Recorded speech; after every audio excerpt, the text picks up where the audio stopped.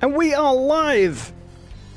Hello everyone, and welcome to another episode of Those Aren't Biscuits. I'm one of your hosts, Jonathan Cadotte, and with me as always is the raider of the wasteland himself, Owen Adams. How you doing there, buddy? I feel like I'm smuggling hot golf balls in my face. Context. Yeah, well, what's his name? Yes, as I was saying just before the show, I'm a little sick. As followers of my other channel will know, I didn't do any more streams today. It's partly because I just wanted to get out of the house, but yes, I mentioned if I'm a little unusual, I have a swollen parotid gland, which is interesting, isn't it? Which means Still a funny name. I may have the mumps, but I don't think I do. That would be an extreme case. You mostly get the mumps when you're a kid. Or I may have a blocked or infected salivary gland, which is lovely. It basically means I have a big swollen lump on my face and a little bit of a temperature. Other than that, I'm kind of fine. But yeah, I'm not great. I'm not thrilled. Never in my life have I heard the term, I have a big swollen thing on my face. I'm fine. It's not too bad. Well, to be fair, I have I've had a lump in my cheek where the parotid gland is for about 10 years now. But I went to the doctors about it many, many, many years ago, and they were like, yeah, it just looks like it's like a cyst or something. If it gets bigger, worry about it. But these are usually just cysts in glands, and they're usually fine. So, okay, that's fine. That's always fun. Yeah. Right, so real quick, I just want to say hello to Savannah and Fuzzy and Love to Have RB and Lou's Corner. Hi everyone, welcome. We're still just getting a little situated here. We'll be on to the chat in a bit, answer all your questions. If you've never joined us before. Are you saying that me at length detailing my gross medical problems isn't getting to the chat? Well, I mean, are they qualified doctors? My gross medical problems. Yes, I'm calling him Dr. Swollen Parotid Gland. I didn't go to 6 years of medical parotid school to be called Mr. Parotid Gland. But no, for those of you who haven't joined us before, this is a interactive pop culture show that we do once a week where we play a game. This week it happens to be Crossout. And we talk about things like movies and video games and books and comic books and music and all that fun stuff. And every once in a while we talk about parotid glands. But other than that, I've had a very nice day today because I left the house and got out a little bit. And I had a really great find that proceeded to me discovering I'd been kind of ripped off. But it was still a good find. So I was in a store that sells used old games. And I found a copy of Pokemon Stadium on the Nintendo 64 with the Game Boy Transfer Pack. And those are kind of like gold dust. And if you get an old Game Boy cartridge and you plug it into those transfer packs and play Pokemon Stadium, you can actually play Pokemon on your N64. So I thought it'd be good for streaming, you know? Playing the old Pokemon Red and Blue. And then, so I bought it. It was great. It's that game, it's like £15 if they have it without, but with the transfer pack, $25. You pay with the transfer pack premium.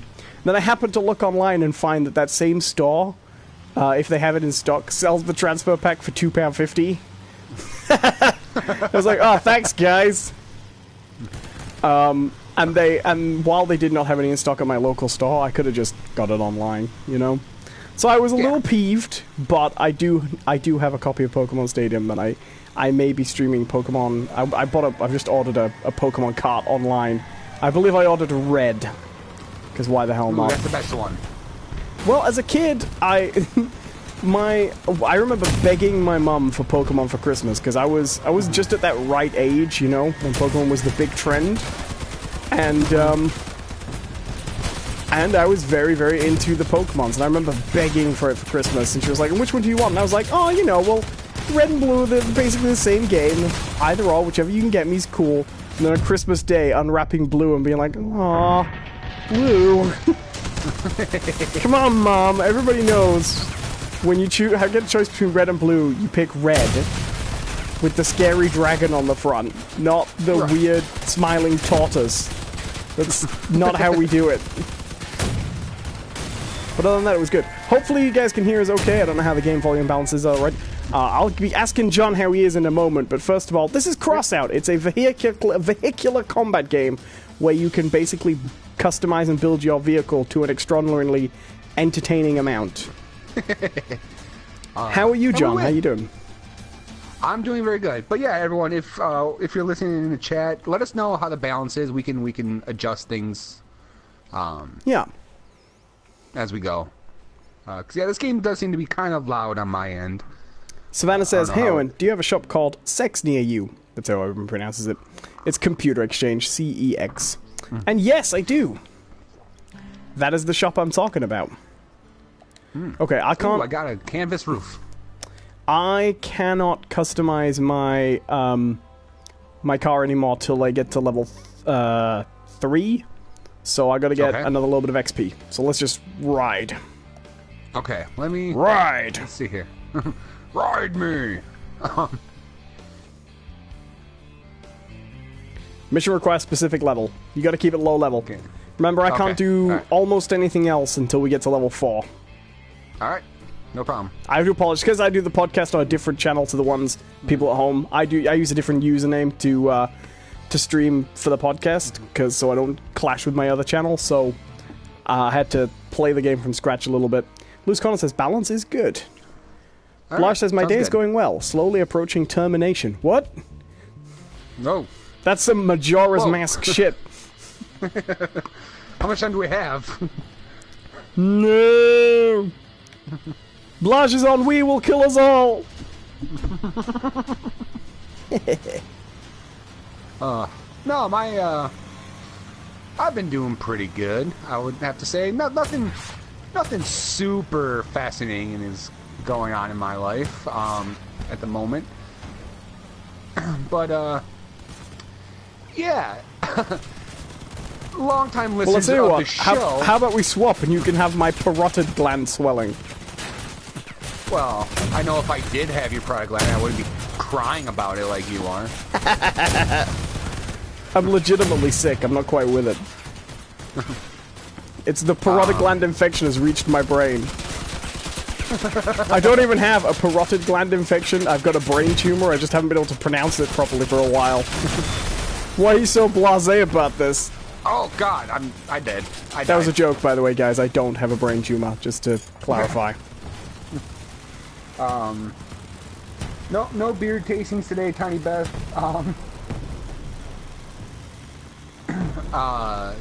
So fans of the show might know that there's something that something strange that happens in my life. I, for some reason, have just the worst experience known to man with retail. And now, it used to just be fast food restaurants, but I've noticed that the plague has spreaded. Oh, stop going back to the garage, man. Just let us level up a bit first. I can't upgrade anything yet. I'm sorry. I keep on forgetting that you can just let them roll. Alright? Yeah, I think of this run of luck as being the Cadotte Cosmic Kick Me sign. Wherever you go. Boss says, Jonathan, I dead. Daily quote. Yeah.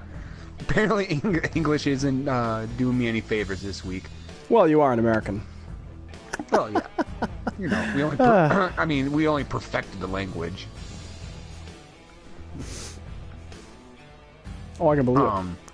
It's like rock and roll. As Owen calls it, it's the Cadotte plague, or curse, or the Cadotte Cosmic Kick Me sign. Yeah, the Cadotte Cosmic Kick Me sign. So we, as you might know, I just have really bad experiences with this stuff. Oh, am I not ready? Oh, okay. And so it started out with just fast food. And now it's spread a little bit to retail stores, and I was having some issues with Walmart and whatnot. Have you considered that maybe you're just rude? No, and I will explain the story, alright? I'll go through the story. Okay. This time was a brand new store. A store that I already usually try to avoid. But it just so happens that I found myself in a GameSpot. Or GameStop, excuse me. And so basically what happens is that I was with my roommate, and she needed to stop at this like Sally's makeup store. A store that I really don't have much interest in. Right. Oh, I flipped. I have a jack. How do I use the jack? X. Well, apparently not. I lost a wheel. Damn it. I do love that not only are these cars infinitely customizable, but each individual part is destructible. Right.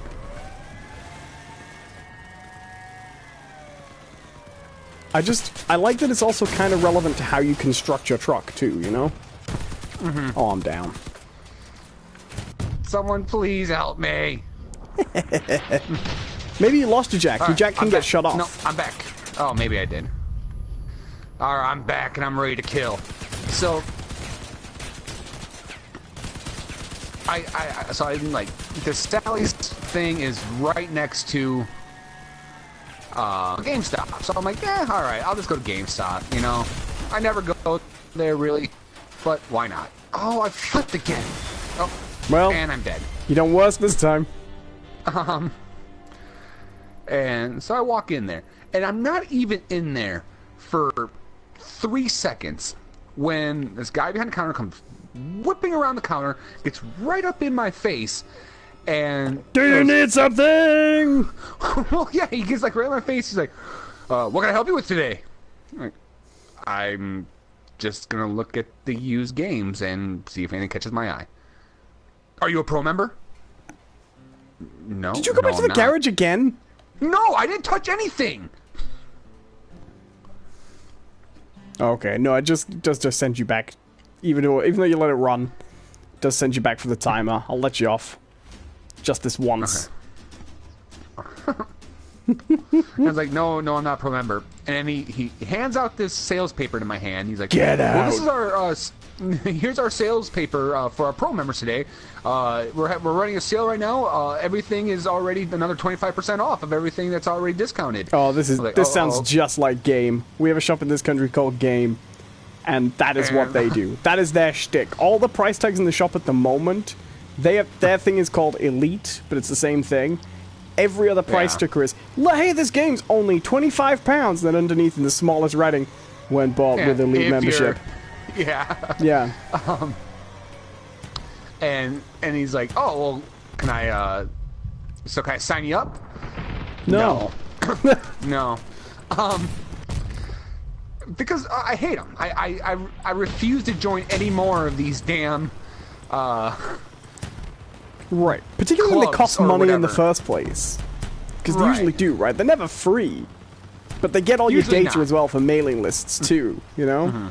Because that used to be the thing, right? You'd get a loyalty card, it'd be free, but they get all your data and get to send you junk mail. You get a small discount. Now it's that, they want you to pay for the privilege, too.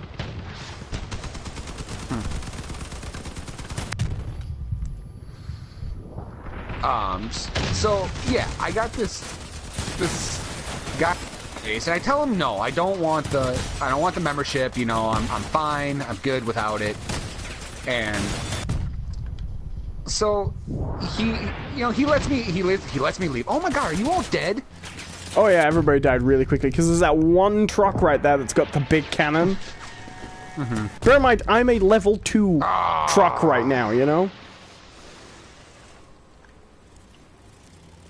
So the tougher the missions we, like, going through, the more I'm gonna lose. Yeah. As long as I can get a little bit of XP each time, that's fine. Right. So I'm like, okay. So I started looking through the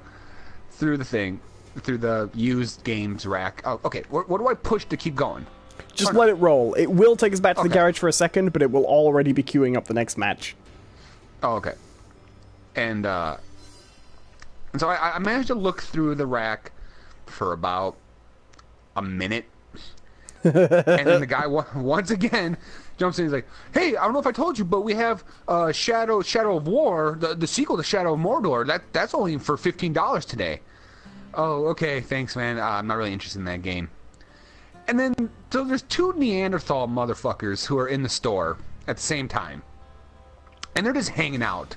They're those guys, right? Like, oh, we're just gonna hang out at the game store all day, right? And one of them goes, "Actually, I think I got the last copy." No offense, bro. Okay. I literally just said I wasn't interested in the game to begin with, but that's cool. You got the last copy. Have fun. Enjoy the privilege of knowing that you got the last copy of a game that is not exactly hard to find right now.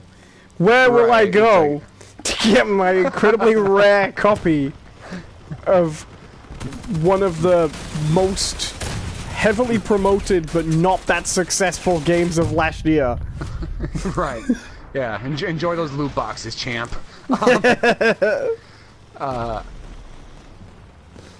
But yeah, so I was like, all right, whatever, man.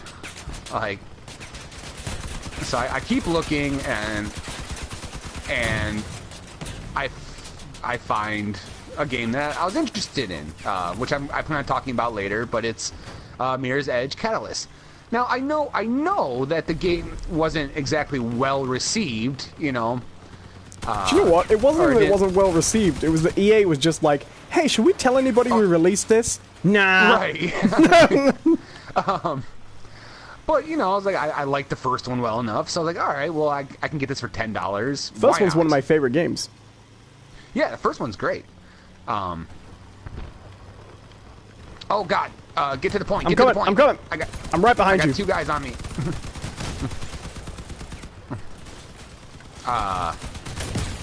So I grab it, and I'm like, okay, there's one guy left. Oh, and he's behind me. You go for the point, I'll take the guy. He's dead. Okay. Hey! I haven't heard that before. Oh, I actually got some points this time. Oh, cool. A couple more missions. I should get to level 2. I can put more parts on my truck.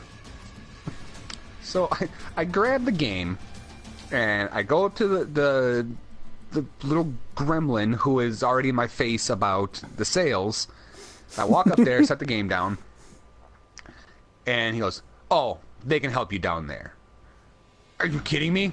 I was like, you're already in my grill about how much you can help me with your sales, but now that I want to buy something, no, you're too busy. I gotta go to the other register. Whatever. So I walk to the other register where these two Neanderthals. That's amazing. That I mentioned before. I don't know why that's so funny. Oh, I'm sorry. I don't want to sell you things right now. I would just like to talk to you about encouraging you to buy things. And so I go to the other register, and that's where the two Neanderthals are standing there, talking to the other employee. And so I'm like, okay, whatever. And so I'm standing there, and the guy can clearly see me. He can clearly see that I'm here to buy something. He finishes his conversation first. With these guys. And then finally, he goes, "Oh, hey guys, I need to take care of this." I'm like, "Oh, now you have to take care of me." Okay. And then one of these Neanderthals looks over at the game that I'm trying to buy and goes, "Huh, for that game, maybe I shouldn't let you in." Motherfucker. Like, I don't need your slack-jawed, missing chromosome ass making judgments about my game purchases when you are super stoked about Shadow of War of all games, the inferior to the two, that just as much as no one bought Catalyst, no one bought fucking Shadows of War either. It's one of those things where it's these weird customers who feel like they own a space. Do you know what I mean? Like, right. Well, we shop here and we are the real gamers, therefore we we own the store in some way. Mm-hmm. Oh God, yeah. And so I'm gritting my teeth. I'm not saying anything. I'm like, okay. And I sit down, the game, and at this point, my roommate has come in to the store because she has finished up at the makeup store. So she's come in.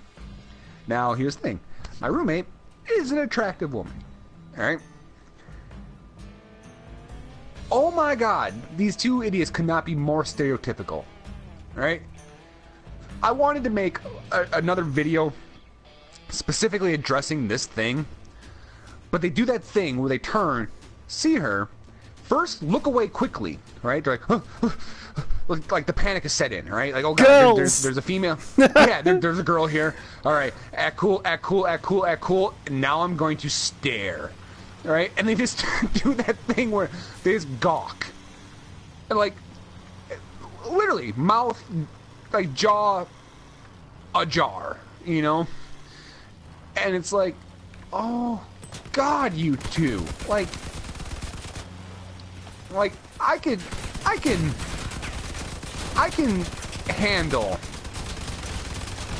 handle you guys' stupid little beliefs that you guys know more about video games than me. I can handle the fact that you know, you guys have your little beliefs and you think that you own the store, that you hang out every day instead of commiserating with the outside world. Like, I can handle that. Well, for God's sakes, like, don't look so God damn stereotypical. Like, representation, people. Like, you want to know why, like people like make fun of you and stuff like that for being a geek? It's because of this right here. Just the failure to acknowledge the proper way to handle social situations. Like, ugh. Good God. Ha! Sorry. I love when you just manage to get like all three guns off a truck. Yeah. Like, I have volunteered. I have volunteered at a Boys and Girls Club where I interacted with essentially toddlers all night. And these kids, these little kids, had more social grace than these two idiots. Tiny Bad Secret says, you should just point out that you're press and you can make them sound bad on your weekly show. Pretty sure Owen does that. It's yet to come up. Hello to Gamer Lad, how you doing? Yeah, I know what you mean. I've often had this issue where I've got a lot of friends who are very much into Magic the Gathering, pen and paper role-playing games, model shop collecting, and stuff like that, right? But I've always made a point of saying I don't like going to the stores to do the events like that. And when I try to explain why, it's because I find those places, nerd spaces like that, way more self-policing with the macho competitive bullshit than if I'd just gone to a football game around the cliche macho competitive people. Do you know what I mean? I don't find those spaces welcoming. Real quick, bye, Savannah. Hope you come back. I don't find those spaces welcoming. Everyone can come and be friends and equals here spaces at all. And I find game shops the same. But it's worse. We've spoken about this before. It's worse than the sports groups though, because with the nerd shops, it comes with this bizarre inflated victimhood thing. Do you know what I mean? Right. Like, well, we're the. Oh, I know exactly what you're talking about. We're so, like, oppressed in mainstream society. This is our bastion of safety. Hark, outsiders! You know? Right. And I have no patience for it. It's exactly the same stuff that led to, you know, the Gamergate crap. You know what I mean? Yeah, it's absolutely. That attitude. Right. It's the belief that you somehow own a fandom or, you know, however you want to call it, you know? Right. Oh, God, are you all dead again? I will say this. In hobby shops and things like that, it's very rarely the staff that are the problem. in my experience. Oh, absolutely, absolutely. I've never had other than pushy salesmen. I've never had an issue where the store owner was trying to gatekeep or anything like that. Right. So yeah, that's never been a problem for me. Well, it's like my niece is a big fan of the Teen Titans cartoon, Yeah. And so for a while she got into the Teen Titans comics that have the same team lineup, But she's not really, in broadly sense, she's not a huge comics fan, although she's becoming more of one, and a big DC fan.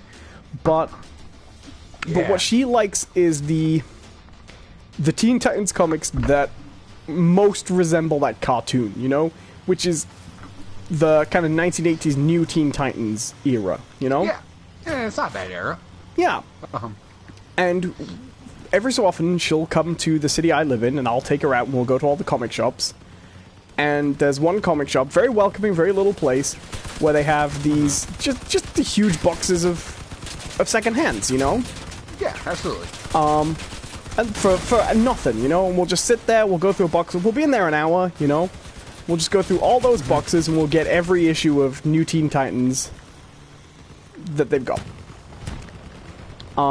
And the staff there are great, they know us a little bit. We come in, we go straight up, they don't bother us, we say hello. And she always feels welcome in that shop, right? Yeah, absolutely. But there's Which is good. And it's great, right? And they just, if she asks, they look it up in the system. They're always, they just professionally treat it like a product. If she asks for anything, they look it up on the system. And, otherwise they just let us go through the stock. Perfect. There's another comic store, and it's it's more of a general store. It also sells RPGs and magic and stuff like that, right? Oh, and that's when it gets rough. Right. Every time we go in that store, and she asks about it, there's always someone stood around who wants to, correct her about the comics she's looking for, or tell her there isn't actually a run called what she must be looking for a different book, Because her needs are very specific. She's not interested in current Teen Titans run. She's not interested in old ones. She's interested in that specific run. And it's called the New Teen Titans. And she's always having to specify, no, I'm not looking for the new issue of the Teen Titans. I'm looking for the New Teen Titans, Yeah, and the funny thing is, and this may sound a little, I don't know, elitist or whatever, but if those guys were the big-ass comic book fans, they would understand that, right? Right, yeah, because the New Teen Titans is... I mean, I'm not even a huge comic book fan, but I know that, A, the New Teen Titans is a run, and B, you always have comics called the New something. Right. There's a pretty old book that's run that's very good called The New X-Men. And The New Avengers, and The New... it's not uncommon at all. I remember there was a comic book store I used to go to quite a bit before I pretty much switched over to all digital, because it's just more convenient for me. Right. But it was ran by this guy, this older guy, who was also, I think at one point, a teacher. And, so, and honestly, if you want a comic book store, or something like that, you want it ran by, an ex-teacher, right? Because this is the person who understands children, you'd hope, at least. Right. But... Target that big gun on the white van. Yeah. Oh, it's gone. Alright. But I remember there was one time I was in there, and this younger girl, I think I was around, I had to be 20 or so, and she was probably middle school age, 7th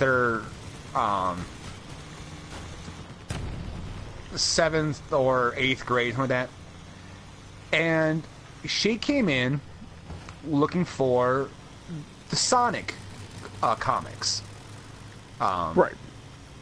And she didn't say anything specific. She just came in, and I was looking at like Daredevil probably, and I hear her ask like, "Hey, do you guys have any Sonic, comics?" And the old guy, he was just like, "Oh yeah, absolutely. Come over here, I'll show you." And this one guy goes, "I don't know. Maybe you should show her some actual real comics." And it's like, oh god, like she likes what she likes, man. But the owner does something really great. He looks and goes, "Yeah, I don't know. Maybe I can show her your entire run of The Max." The guy's like, "Well, I mean," he goes, "No, they were terrible." Okay. Right, and it's so dumb, because different people get into comics in different ways. Like, the first comic series I read regularly was a Batman comic, but it was the Batman comic based on the animated series. You remember that one? The Batman Adventures? That's not substantially different from a Sonic comic, you know what I mean? Alright.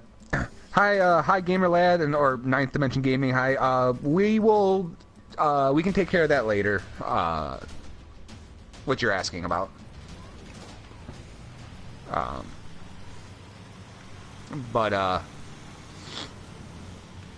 Yeah, it's. I remember the first thing that got me into comics. It was Superboy, the '90s Superboy. And Connor Kent. Yeah, I love Connor Kent. And that is as cliche and '90s and non-traditional comics a character as Sonic 2, as well. Oh yeah. Absolutely. I don't know. There's a part of me who still has a soft spot for those runs, because of nostalgia. But I can admit that they weren't the greatest. No. But that's the thing about comics, is that there's such a variety. Whoa! Oh, I blew up immediately. Oh. There's such a variety. Sorry, carry on. Yeah, you start out reading something, and then you carry on to something else, and you move on. The nice thing about comics in that time was they were still reintroducing characters who'd been written out in Crisis on Infinite Earths. They were still rebooting a lot of those and finding different ways to do them. And the idea of having Superboy as a clone so that you could have the property but have him run actually alongside Superman. Right. It was a neat idea, I thought. Yeah, and they did it well. Like they gave him a premise. Okay, I wouldn't say they did it well, but they had a premise that worked.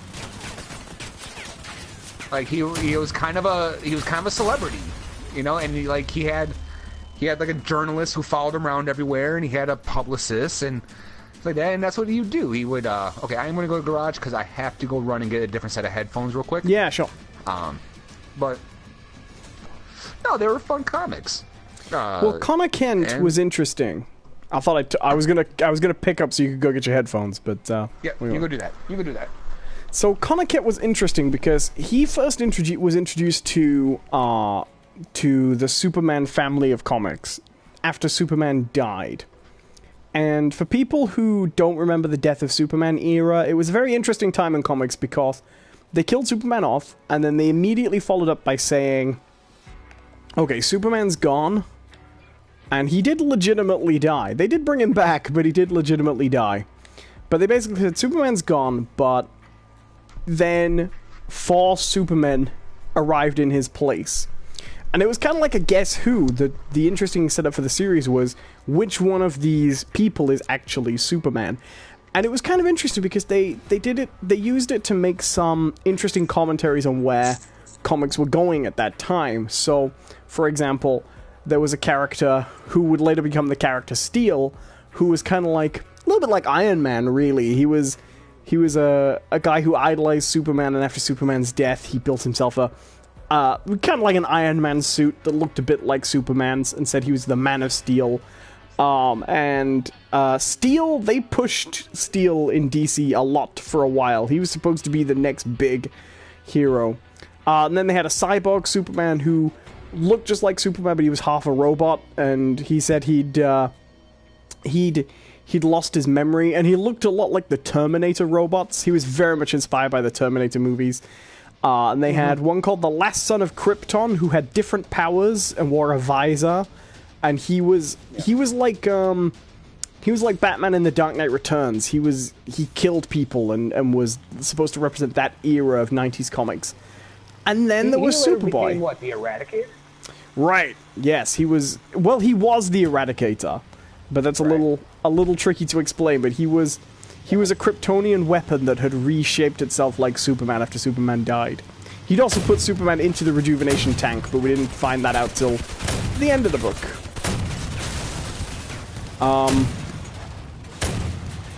But then there was Superboy, and Superboy was interesting because only 2 of the 4 Supermen were claiming to be the original Superman. Cyborg Superman was claiming to be Superman who lost his memory, and Son of Krypton, he was not claiming to be Superman who lost his memory. He was claiming to be the actual Superman, but he was, a killer. John Henry Irons never claimed to be Superman, but the Superboy one was actually interesting because he was a clone of Superman, and he knew he was a clone of Superman. And didn't really make a secret about it, but he wouldn't let anybody call him Superboy. That was the thing. He'd broken out to be the true heir to Superman. And he kind of got his ass kicked. Because his plot arc was kind of interesting, and I always thought it was kind of interesting. He basically fell under the sway of people like Luthor. He became Luthor's like private Superman. Which was around the same time as Luthor was mentoring Kara as well. So are you back? You still hunting for headphones? You sound a little far away. I'm back. I'm back. Okay, you sound a little quieter than you were before. Have you changed your mic as well? Maybe my position. Let me finish this up and then I'll readjust myself. Okay, sounds good. I'm spectating the one person who's still alive. I got blasted. Oh no, we got 2 people. I blasted quite quickly. Hey, we won! Cool, I want to actually go back to my garage in a minute. Hey, level 2, okay. Good. How do I sound now? You sound much, much better. Okay. And so yeah, Connor Kent's story was interesting as he began as someone who was insistent on being Superman's successor and learned to be humble and mature. I thought it was a nice... and not the real Superman, I thought it was a nice growth arc for him. So here, Gamer Lad says, the Superman thing sounds weird. It was weird. It was really weird because they made a really big deal about, the death of Superman. That was... when I think about it, that might be one of the more legendary and not necessarily for quality, but legendary in terms of publicity that comics has had in 30 years. Yeah, well, it also came around about the time of the burgeoning collector's market too. So the fact that it was tied to a lot of variant editions and things like that and special covers meant a lot of people were buying them up because they thought it was going to be valuable. Right. Oh god, we gotta get rid of these cannons. Are you playing? Oh yeah. I went back to the garage. Oh, well, that's unfortunate for me.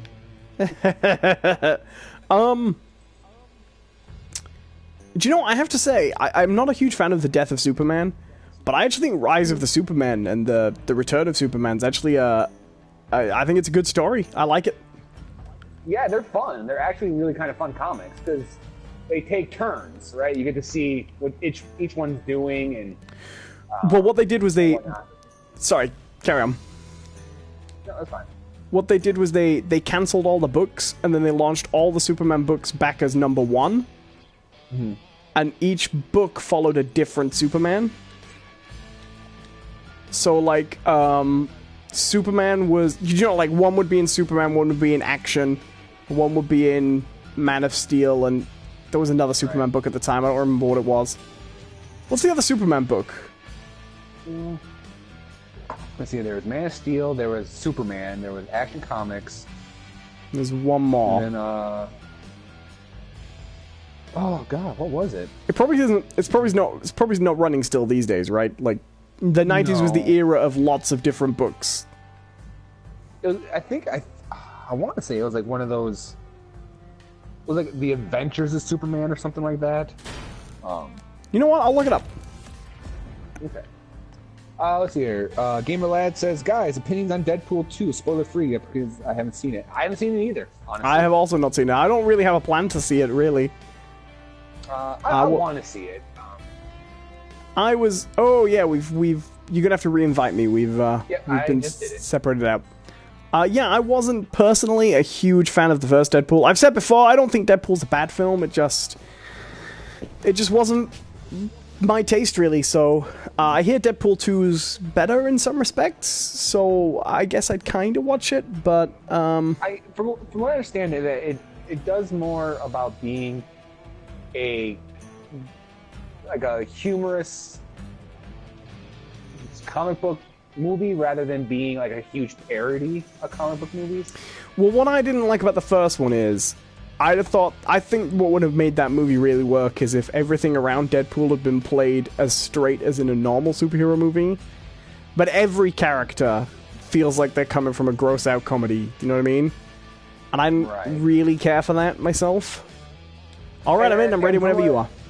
Okay. And from what I understand, like the inclusion of Cable and stuff is that he is very much a normal comic book character from a movie, you know.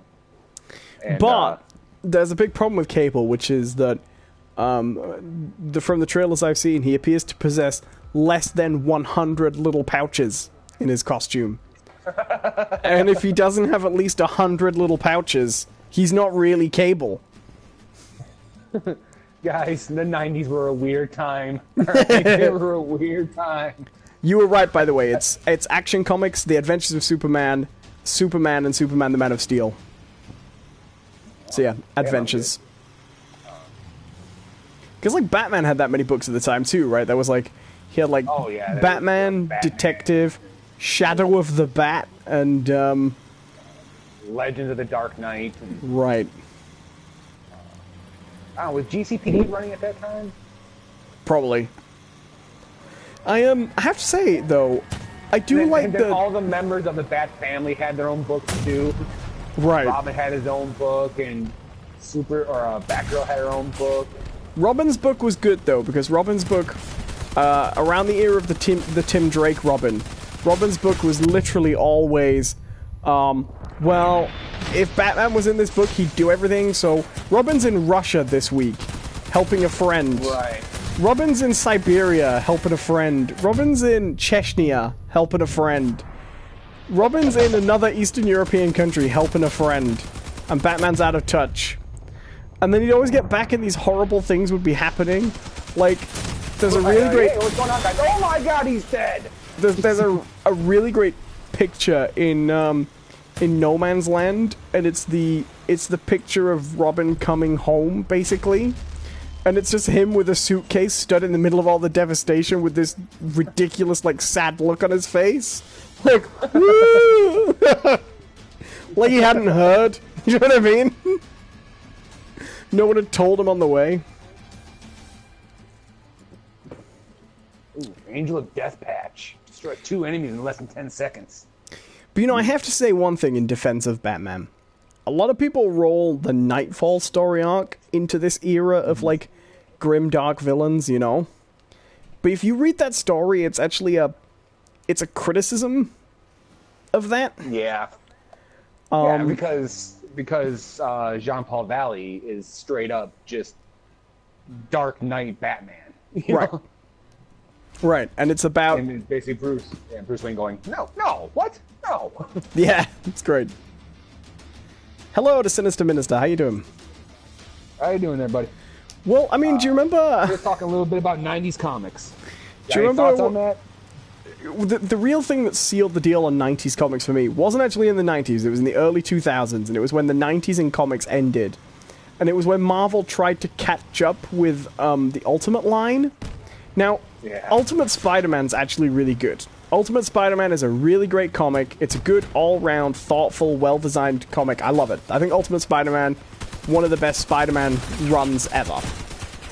Everything else, Ultimate's awful. Oh, yeah.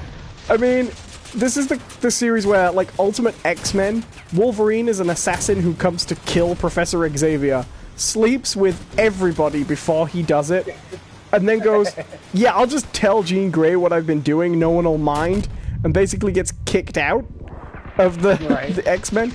Terrible comic. But my, Oh, yeah, then you got Wanda and Pietro, who are incestuous cousins. Right. Or siblings. And the scene where Magneto basically takes the president out naked onto the lawn of the White House and beats him. Right. But the absolute worst, the climax for me, the ultimate worst of 90s, because yes, it was like 2000, 2001, but it was a result, it was the ultimate culmination of the 90s, was, Just get out of there for a while. Mark Millar's, Captain America. Who says... What do you think the A stands for? Goddamn France? Because you remember, like, we didn't stream this because it happened after a stream. It was a really dumb conversation, and we were saying, wouldn't it be ridiculous if Captain America came back and he just had all the prejudices of the 40s? You know. Right. And we were like, that would be terrible, right? That is Captain America in the Ultimates. Yeah. Absolutely. I mean, but he's like, wouldn't it be okay if we had like another superhero team for all the other people, separate, but equal? Right. I mean, like, oh, this is so terrible, right? This is a bad thing, people, but this is literally what Mark Millar did. Or Mark Miller, but it would be like if Captain America walked up to Luke Cage, patted him on the shoulder, and went, "You really are a credit to your race." Yeah, he talked like that. Yeah, it was terrible. It was pretty bad. People need to stop letting Mark Miller and Garth Ennis write mainstream characters. They really do. Like, let them have the boys. Let them have, stuff like that. You know what? Let Garth Ennis have. Oh, I am not in a good place. I'm getting trashed quite a lot. Let him have Punisher for a character because that character works. Oh God, where's his cannons? Yeah, everybody's got the cannons. Yep. Yeah, let them write those books, alright? But don't let them touch, like, mainstream comics, alright? Oh, we should actually talk about this. Since we've been talking about comics, we'll make a quick thing about this. Okay. Are you aware of the new Comics Gate thing?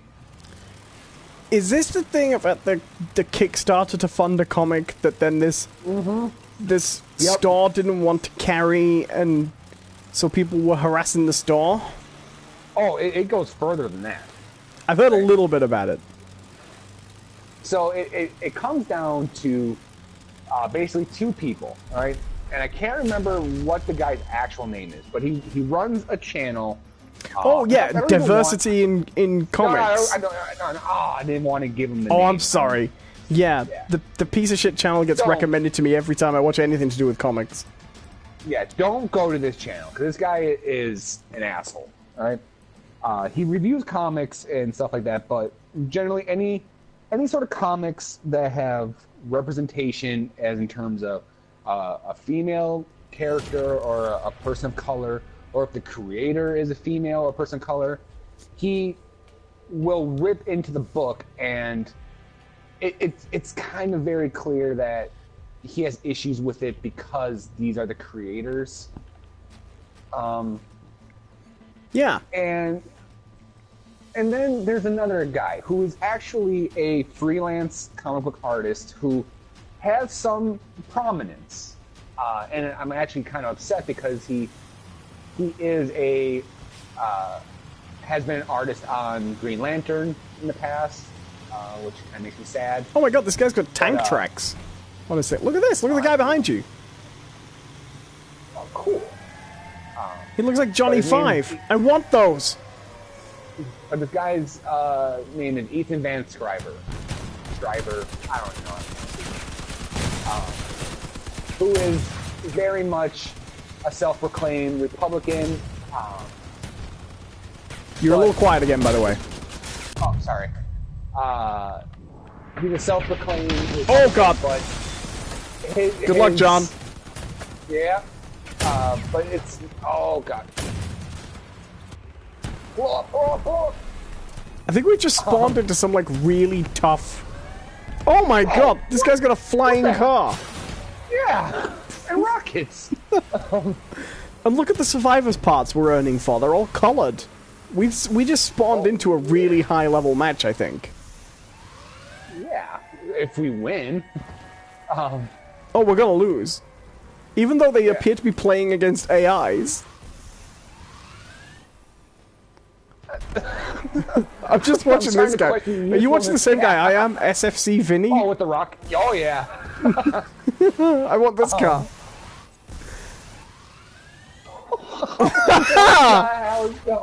Whee!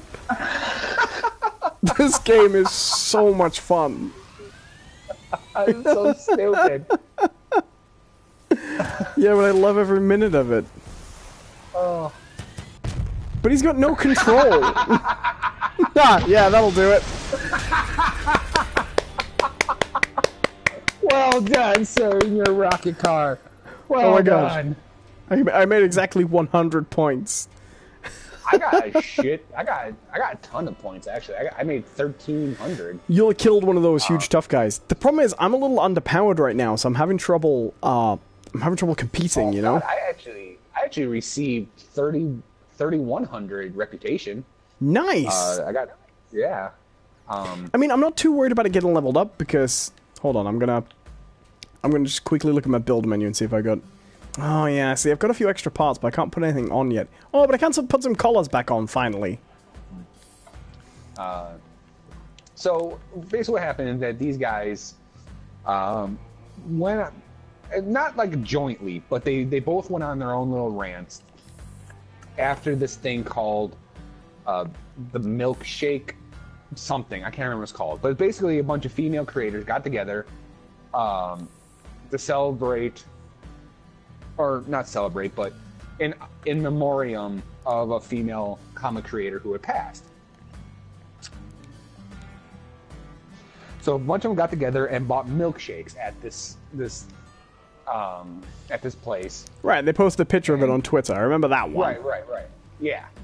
And a bunch of people, including these two guys, took it as they were basically throwing the forced diversity of comics in their face, right? People are just drinking milkshakes for the love of God. And it kicked off this whole thing about how anytime a new character came in and it was a person of color or a female person of color, really they were targeting characters like Riri Williams and Jane Foster for being the new Thor for a while. Which is so stupid, because from what I know, anyone who reads those comics loves them as well. Yeah. Like, I've heard the Jane Foster Thor run's really good. Yeah, everyone liked it. And a lot of people who are big Thor fans were actually legitimately upset when she had to give up, or when they gave it back to Thor, or whatever, They kind of like Thor the Unworthy, they call it. But yeah, so this whole thing happened, and then this guy who runs this YouTube channel decided that, well, the people who are my fans, they're tired of seeing all this forced diversity, and they're ruining our comics, and it goes back to that belief that all this diversity and whatnot is harming sales. Is why they why they can't sell and stuff. And so he goes, oh, I'm going to make my own comic. And they made a comic called Jawbreakers. They crowdfunded it and everything, right? And then Jawbreakers, by the right way, away, regardless of anything else going on, Jawbreakers is a really great name for a comic. I feel obliged to mention. Because you got the tough guy thing in there, but you've also got that kind of bubblegum. You know what I mean? Mm-hmm. It's a sweet. Right. It's candy, you know? Yeah. So this, was going on. And then, of course, right away, a bunch of, and I don't want to say, like, of course, like, oh, this is bound to happen. But reasonably so, a lot of retailers went, yeah, we're not going to carry this. Like, what you say is incendiary and it's hateful speech and whatnot, and we just can't bring ourselves to carry this comic. We have our own clientele to cater to, and this is bad. So much so that I guess the publisher that they had secured for it pulled out. They're like, nah, we're not going to publish your book. So they just straight up lost their entire publishing deal. So as far as I'm concerned, the comic's dead. Like as far as I know. But yeah, of course, but then it kicked off this whole thing where they released what they call like a blacklist of creators and retailers that they shouldn't be buying books from and stuff. And they do this thing, right? I said this. They do this thing where they say at the very top, like, we're not asking you to harass them or bother them, and they kind of get specific about it. We're like, oh, and don't dox them or release the information online, and don't do all this stuff. Whatever you do is on your own. Don't drive 3 miles out of New York. Turn left at the interstate. Walk 3 paces towards a small store. Pick up a brick from a nearby construction site and throw it through the window. Right. Don't do that. So they went off and did this, and then some retailers got harassed and whatnot, and as they would, as always happens when this has done, as is well known that is the result of actions like that. But it's just like I don't understand this mentality, right? It's called bigotry, John. It's about all it really is. No, I get that, but like... it's that white van with the cannon again. Yeah, I got nailed by like 6 of those things. They are beating us. It makes no sense. I get it. Bigotry doesn't make any sense, regardless. But just from a practical standpoint about people afraid for their the comics, the comic industry is dying because of all this, and your solution is to go back to status quo or something like that. Because comics were doing so well in the mid-2000s, John. Come on, Alyssa. You can do it, Alyssa. Never mind. Yeah, well done, Alyssa. I mean, the truth of the matter is that in lieu of some monumental shift, comics still belong to a medium that, as a whole, is kind of dying. I don't want to say dying, but print novels and comic books and things like that just I feel obliged to mention, I don't think competing. I don't think comics need to be dying. I think comics are dying because publishers got greedy and they destroyed traditional distribution in favor of controlling their own distribution, and they screwed it up. That's why I think comics are dying. But Well, it's and not. there's also the weird thing about like a monopoly that Diamond has about distribution and Right. there's no. Yeah. Which was single-handedly created by Marvel attempting to get a monopoly on their own distribution and fucking it up. Like, to blame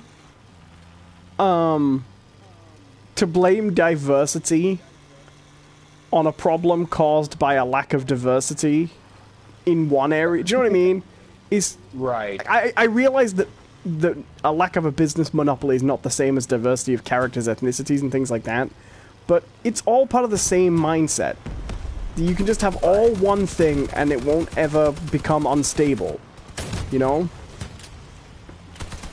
Well, it's just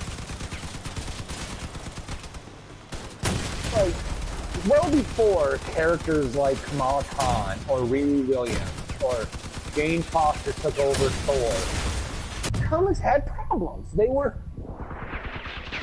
like they weren't doing well, and so like to get angry at a company or whatever for trying to diversify and reach out to new audiences and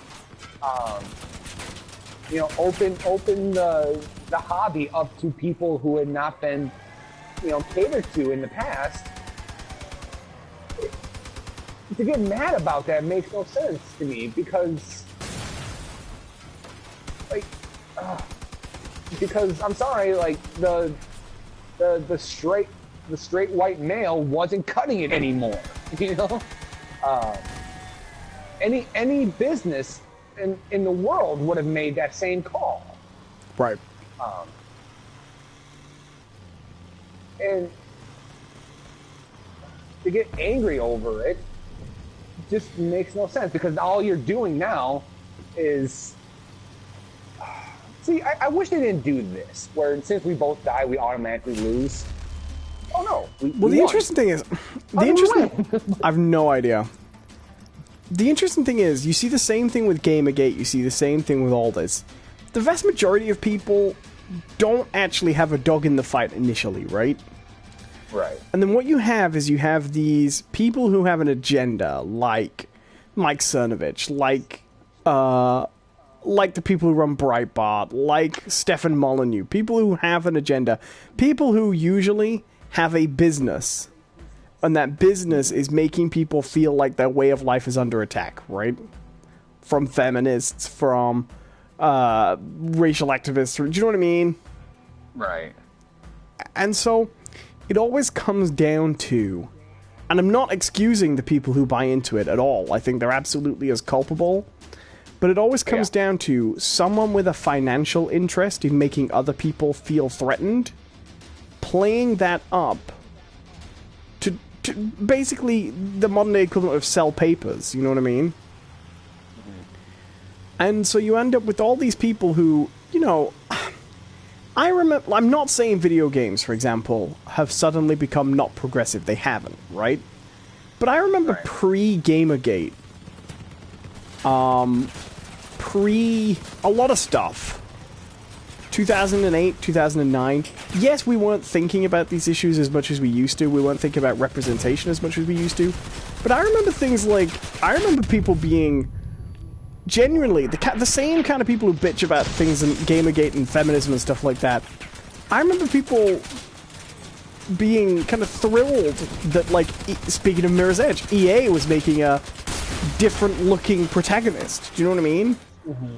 I remember people being into that kind of thing. But now... Because here's the thing. I'm not saying misogyny is new. I'm not saying games haven't needed better representation for a while. But what Gamergate did was take something that the vast majority of people didn't care about and weren't aware of, and suddenly turned it into an issue they all suddenly care about passionately. Right. And nothing's changed, you know? Right, well, it's the fear-mongering. Right. It's if there was never a person with a bullhorn screaming about doom and gloom because of more female characters, lead characters in video games that aren't wearing metal bikinis. If there weren't, people screaming out into the darkness that, oh God, Miss Marvel is a Muslim teenager from Pakistan. If these people weren't out there screaming about it and then tying that to the death of a hobby or a fandom or whatever you want to call it, no one else would be like, oh shit, we got to do something. But the fact that there's a small vocal minority that will scream out it and play on the fears that, oh, everything that you know and love about what you do in your free time is about to die because of this, it gets people rallied up. Right. And the stupidest thing is, they're just comics. And I don't mean that in the sense of, oh, comics are not important, and they're lame, and they're not real art. I don't mean they're just comics, it's diminishing comics. I mean, when you actually read those books, and you don't bring in your own political shit, they're just normal comics. They're just comic books about characters who do stuff. Do you know what I mean? Yeah. But that's the other thing, and that's the real insidious thing to me. It gets to the point where they just see brown people or women existing in a medium as inherently a political act of insurrection. Right. And when you've reached that stage, that's a pretty depressing position to have reached. Just because you like comics and you think someone's coming to take them away from you, you know? Because once you've reached that stage, you are at white supremacist levels, you know? Mm-hmm. It's deeply distressing, I think. Yeah. Oh, I see we have some people who are watching. Anyone got any thoughts on this? Let us know. Drop them in the chat, and we'll discuss things. We like to do that in this show. We like to discuss things. It might be hot button issues, and they might be sensitive topics, but as long as you keep it, for the most part, tasteful, we'd love to hear what you guys have to think. Which patrols are we doing? I don't know. Well, which ones you pick? I just been on patrol. Yeah, but there are different patrols. There's the... I've been clicking the button that says control, or patrol. That's it. And so you haven't been doing, like, the retrieve the machine gun one? Just the patrol? Oh, fair enough. No. So we're going in against the AIs. I'm getting thrashed here. Yeah. I think it must be because it scales and you're a higher level than me, so it must be putting us up against stuff. Let's try this. Let's try get the machine gun. Let's do it, and then at least we might get higher rewards. I might level up a little faster, even if I get trashed. Because this will be against actual people, right? Yeah. Or apparently not. Oh, there's some. There's some. Yeah. Sinister Minister says, I don't have any respect for racists. Fair enough. Yeah. No, I mean, that's kind of how I feel. There isn't that much else to say about it at this point, you know? Right. And the thing to me is, okay,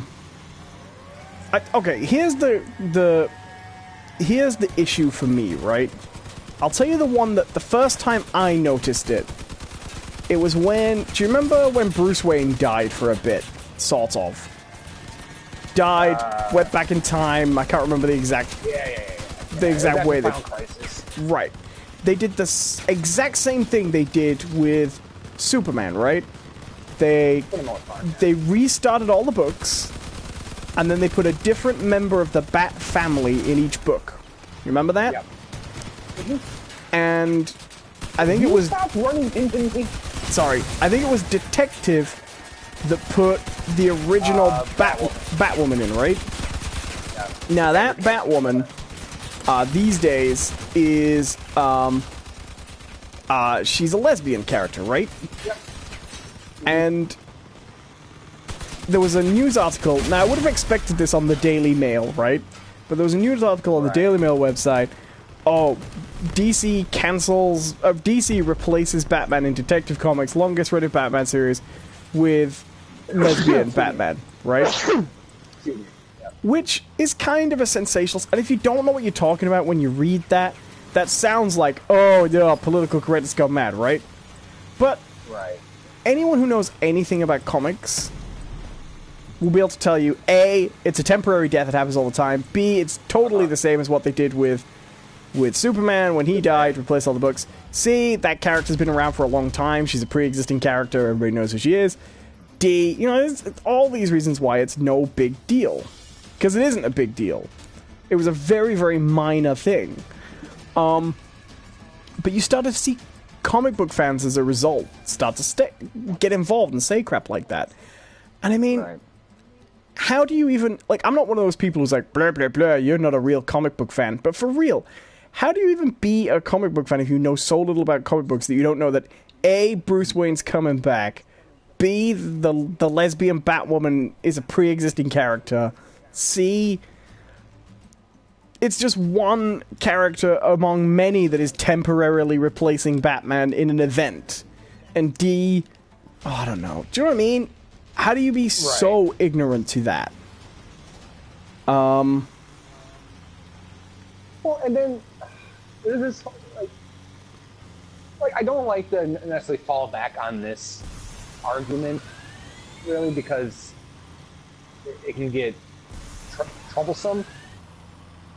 But comics, at their core, are kind of goofy ass things. Like, if you really look into the storylines and the stories that they're telling, like, these are ridiculous things, and it's weird the things that people are like okay with, where it's like, you know, oh, we have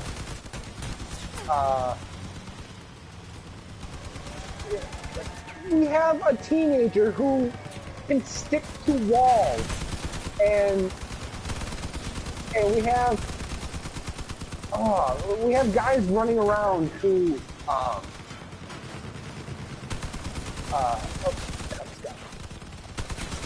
we have guys who have green rings on their finger, then they can make dinosaurs appear just out of sheer will, and it's stupid. And people are like, oh, I'm okay with this, but the idea that, oh yeah, well, one of those guys who can make stuff happen with a green piece of jewelry now happens to be a Muslim. I can't wrap my head around this. You know, it's like, why are some of these things so hard to swallow?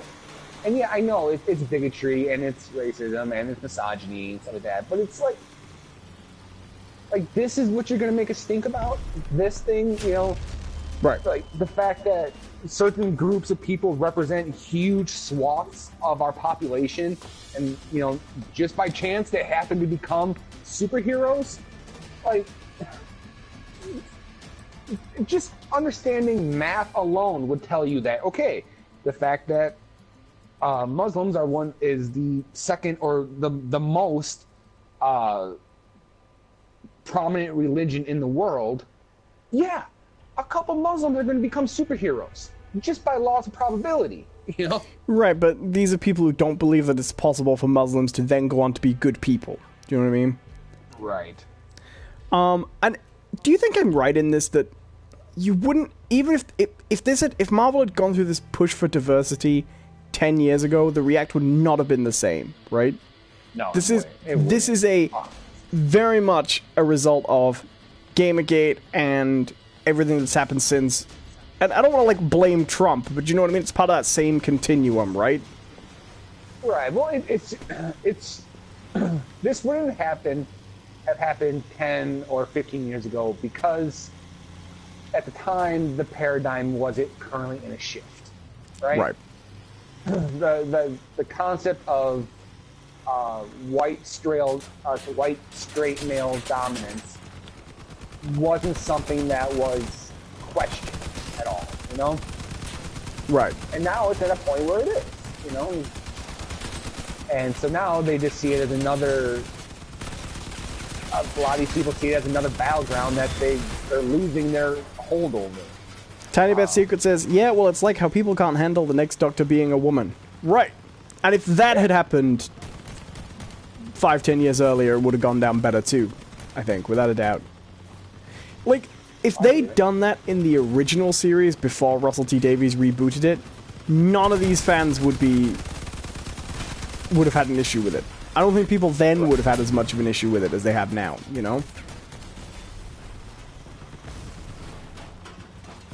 And as we said last time, I think when you and I talked about that, there is literally no character you could reboot as a woman as seamlessly as that one. Right. Has that come out yet? No, it's this year. Oh, okay. I'm looking forward to it. Because we're also... Moffat's leaving. Hooray!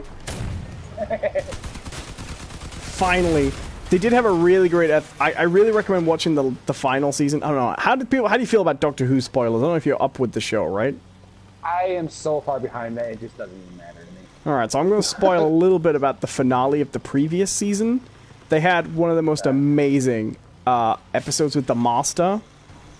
So, classic series Master he used to turn up in plots in disguise a lot. Like, that was like his old trait. He would be in disguise for a while. Which is kind of why the joke when he pops up as John Sim in Season 3 is he's in disguise as the Prime Minister, like, in plain sight, right? That's what the Master does. But we've had a new Master for a while, who they call Missy, who is a female Master. And she's an interesting character. She has her moments... I think she's a little hit and miss for me, but when she works, she's pretty good. So they had a story with Missy in, and then towards the end, they reveal that a character you've been spending all your time with in the first part of the show is the John Sim Master in disguise. So they had a Master crossover. That's awesome. Where they both secretly kill each other. They both stab each other in the back at the end of the episode. So she decides that it's time to put aside their differences and help the Doctor. So he stabs her. And then he finds out that she stabbed him earlier. He's been kind of bleeding out. Sort of. It plays a little bit like that. It's been a while since I saw it. But they resolve that issue by having the Master basically... she kills her own previous self, which I think it's supposed to trigger the regeneration, and then he kills her in a way she can't regenerate, so they simultaneously kill each other. Nice. And then they're like, who'd have seen it ended like this? And she said, I think one of them says, this is pretty much the only way it was ever gonna go. It's really terrific. Oh. Well, so I've thought about this before. Like, if for some reason, like, another version of myself from, like, the future or whatever came back time and we had to team up or something to do something, you know, I know very well we wouldn't get along. No. You know? Like, it's just like, I can't see myself getting along with myself. No. It's a little bit like, well, they always do that on the show as well. When previous versions of the Doctor meet each other, they always have that kind of pissy rivalry. Right. Although I always remember, have you ever read that book, The Time Traveler's Wife? No, I haven't. I heard it's good. It's a really great book. They made a movie out of that. Yeah, but it's really bad. Yeah, is that Gerard Butler that was in that one? Eric Barner. Oh, close enough. So the setup is a lot of stuff that's most interesting is cut from it, but there's a scene. So the setup is he's a guy with a genetic condition that makes him, in times of stress, almost like they write it like it's a little bit like epilepsy, except instead of having like a seizure, he travels back in time to a previous point in his life, or a future point in his life. He'll travel to something that either was important or will be important to him. Basically, he travels along his own life, but he always materializes with no clothes. His clothes don't go with him. So by the time he's reached adulthood, he's basically like a trained lockpick and cat burglar, and you know, he's learned to survive, but he's also trying to have a normal life. Right. And the running setup is that he's known his wife all her life, because he traveled to when she was a kid. Because, like, she would be important to his future, but he didn't really know why he was going, you know. And then they get married and they have this non-sequential life. Right. But this didn't make it into the film. But they basically, there's a scene where, when he's a kid, his dad walks in on him and his, like, future self. And he has to promise his dad it will never happen again. And I always thought that was like ever since I read that, I was like, huh. So now, whenever I think about being able to travel through time, my one thought is like, would I? And the thing is, it's different questions. Like, if I had the ability to travel through time and it suddenly appeared, like, tomorrow, or my future self came to me, like, now, I'd be like, I don't know. Well, I think we probably have very interesting things to talk about. We got a lot to figure out. But when I was 15, I don't know. I think it would have been a little different. Well, it's like something that, like, you know how you know at work, you know, every once in a while you'd have like those really awkward, like, hypothetical conversations. Oh, can you get a bit closer to the mic again? Oh, sorry. You know how you have like those, you know, those hypothetical questions, you know, like, oh, you know, a lot of times it's like, oh, what would you do if you won the lottery, you know? Right. But I remember one time, me and some people were talking about, like, if a portal just opened up, right in front of you, and your future self, or whoever, the person from I don't know, another, I don't know, dimension or whatever came through and just asked you, like, no time to explain, get to the portal, you have to trust me. Like, do you trust yourself enough to go with you, right? Right. What was your answer? I don't know if I would. I don't know. Like, I'm kind of enough of an asshole to, like, pull a joke like that on myself. You know what I mean? Like, yeah. I don't know. I feel like I'd probably have a good plan. No, I feel like maybe, in the grand scheme of things, I'm selfish enough to use all the power to rip a portal in the universe to basically make my life slightly better.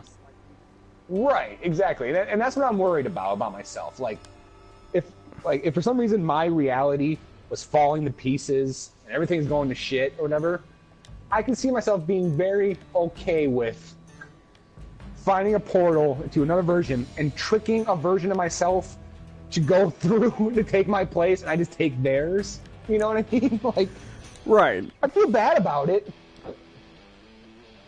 Okay, I'm gonna try and build a car from scratch. Yeah, I'm gonna go make myself another cup of coffee, okay? Okay. Entertain the crowd. I will do my best. So there we go, you have your topic, crowd. If you were contacted by yourself from the future, would you trust them? If they asked you to come with them, if they did the whole "come with me if you want to live" thing, would you do it?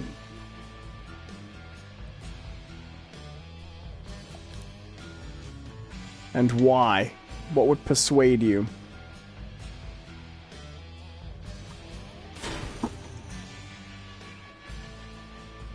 Oh man, I don't know how you get energy when you build this. So if you haven't played Crossout before, by the way, you can basically build cars. You can basically build your items completely from scratch. I really hope that is the coffee machine we can all hear.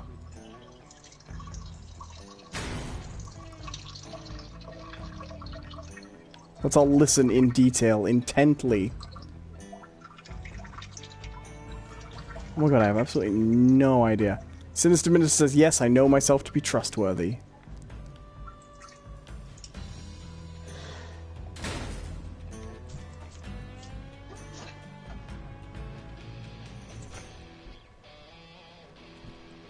Radar small. What the hell's the... What's the power source? How do you get power up on your car? That's what I want to know.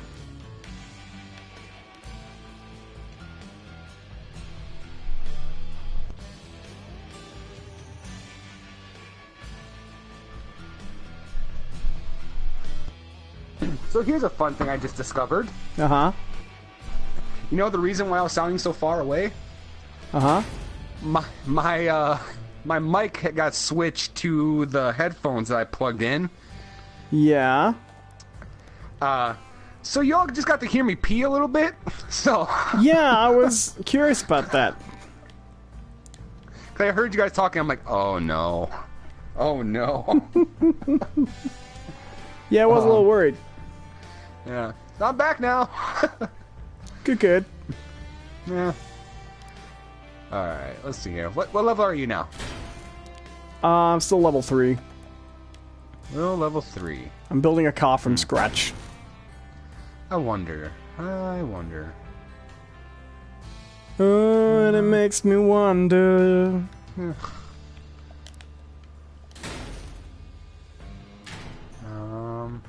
Oh, weird. The raid thing is now gone. Oh, well, I think those were timed events. Oh, I suppose, huh? Sinister Minister sounds like terrible coffee. It's a little acidic, but you know, it's not terrible. So what should we do? I guess we can keep going for the machine gun. Yeah, okay, I'm gonna try and build a wacky van out of this. Okay. So, what do you got to talk about? We got off on some tangents there. Oh no, I've been very, very boring lately, as usual. I've been a little preoccupied with the channel and stuff, but I've been doing some fun stuff. Hold on, like I said, I got that Pokemon Stadium thing, which I'm looking forward to streaming, and I've been well, you know, I've been playing the new Natural Disasters DLC for City Skylines. I've been having a whale of a time with that, so that's been pretty nice. That's cool. Yeah, it's pretty good. A whale of a time. A mighty water mammal breaching upon us, spray across our face, and just goes,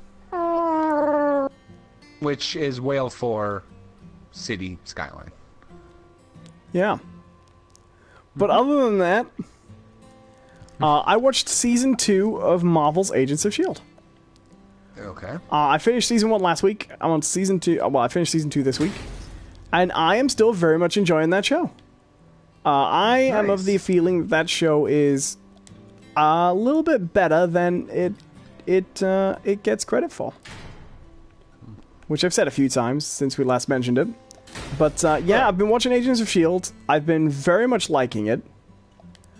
The only thing suppose I'm not liking a little bit is it is falling into a little bit of a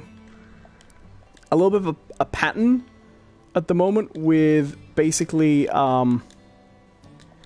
it's every season basically goes, it's S.H.I.E.L.D. versus this secret organization. That's, you know what I mean? It's always that kind of and that's exactly how I felt about like Walking Dead. It's like, oh no, we have to leave this place. Oh look, we found a new place to stay. This will be okay. Oh look, a crazy bastard showed up. Now we gotta leave again. Oh look, a prison. We can stay here. We're safe here. Oh look, a crazy bastard showed up. Now we gotta leave again. Oh look, a town that we can hide in. People seem pretty cool here. They have a wall and everything. Yeah, let's do this. Oh look, a crazy bastard showed up. You know? Huh, what's the difference between the Hornets and the Cords? Cords are way stronger. Are the Hornets the defaults? Yep. Okay, do you know what? That might be why I was having some issues the other day. I don't think I realized I had those still on. Okay. Okay, I'm putting 2 cords on. But yeah, so, for example, Season 1, Agents of S.H.I.E.L.D. goes to Winter Soldier.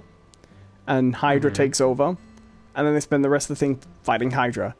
Season 2 introduces the plot with the Inhumans, but it is, as it goes on now, it's getting to be much more of a superhero show, which is working out really nicely for it. So, for example, there's a character in the show, like, they've introduced the character of Quake, but they've been introducing her kind of gradually. You know Quake, that character? A little bit. Not terribly, not gonna lie. Well, they have been introducing her gradually, essentially.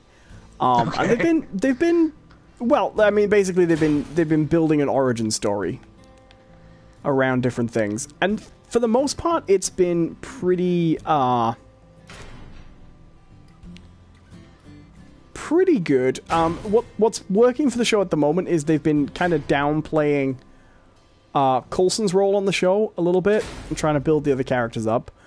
They've also been kind of working to, I think, to keep the show feeling distinct from the movies a little bit. They've been, I think, getting away from it feeling like Nick Fury's Shield. You know what I mean? It doesn't feel the same as it did under Nick Fury, and so there's been kind of a nice vibe since, pretty much since the Hydra episodes when Shield essentially collapses. There's been much more of a vibe of trying to turn Shield and the show into more of a diverse, I don't say a diverse organization, if you know what I mean, with diversity of opinion. One of the big arcs in season 2 is all about Coulson's credibility, basically, and whether under his leadership, S.H.I.E.L.D. is making the same mistakes that it made under Fury's tenure. That makes sense. And that becomes a nice running thing with the show. And they're also getting into, because obviously they're introducing the Inhumans, they start getting into things like S.H.I.E.L.D., they establish in the show, has an index of every superpowered person. And that's a major sticking point for their relationships with the Inhumans, because they don't trust groups like S.H.I.E.L.D. to respect their interests. And they have very good historical reasons for feeling that way. And so the show is kind of exploring a lot more territory like that, and it's starting to find its footing as a... Honestly, it feels like an X-Men show, quite often. It feels like an X-Men show from the point of view of an organization whose job it is to police the X-Men, right? But gradually they're discovering a few things, like they've got a few X-Men on the team, if you know what I mean. You know? Ah, gotcha. And actually they found a nice balance with it. I'll tell you the plot that's working out the most for me, though. This does involve some minor spoilers for the end of Season 1. So if you are not interested in hearing those, stop listening now, but don't, because don't worry about it, it's fine. One of the things they did that really was clever for the show was, when they did the oh my god, S.H.I.E.L.D. has been infiltrated by Hydra reveal from Winter Soldier, they actually, they went all the way with it. And they actually had members of their own team turn out to be Hydra agents. Which is pretty brave. Yeah. And the other thing is, those Hydra agents, the character that is most associated with that particular plot isn't necessarily like a flag-waving Hydra agent. They're not necessarily like a true believer, but they did betray the team. And the process of betraying the team killed people, you know? That character doesn't get to... I'm not without spoiling where it goes, because it's really worth watching. That character doesn't get to just come back. Right. And say, I was wrong. And now I'm back. And you all forgive me, right? In fact, their story is quite a lengthy story of what it means to break trust, and what it means to be accountable for one's actions, and what it means to, for example, balance out the influence of one's upbringing versus, you know, at what point do you draw a line between that and say, okay, and now I'm also responsible for my own actions. You know what I mean? Right. And so, Agents of S.H.I.E.L.D. is an interesting show. It's not always good. It's like a CW show. It has its ups and downs. But as they've found their footing with it a little bit more, they've started to build a tone for it that is quite separate from the movies. And quite focused on more so than just okay, they have superpowers, they don't have superpowers, and they're dangerous and they need protecting, or they need registering, and all the debates that you get in X-Men comics. In a much deeper sense, the show's developing themes of what does it mean to have unchecked power, and what does it mean to have a duty to the people around you, and why is that relevant to what S.H.I.E.L.D. does, but also why is that relevant in a world of superpowers? And how does it conflict with, for example, an organization like Hydra, when you've got one team that does run around and kill people sometimes in the name of good, as S.H.I.E.L.D., and then another organization that does it, but for reasons we've decided are evil, because they want to take over the world, but how do they maintain the moral high ground? Do you know what I mean? Right. And so... Real quick, or Chaos says, I considered that show called The Boring Dead. Zombie, drama, zombie, drama, and maybe a character dies. Yeah, that's pretty much The Walking Dead, man. Yeah, I've heard it's not great. But yeah, so that's where I'm at with it. I'm still having a great time with Agents of S.H.I.E.L.D. I think it's getting more comic booky as it goes, which is great. And it is reminding me of the old Nick Fury Agents of S.H.I.E.L.D. comics. And it's much more of a spy show when it works. But here and there it does still have the kind of the cliches of like the CW shows where it's like Monster of the Week, big plot episode, Monster of the Week again, you know? Mm-hmm. And then a two-parter here or there to push it forward. Well, you know, it is that kind of show.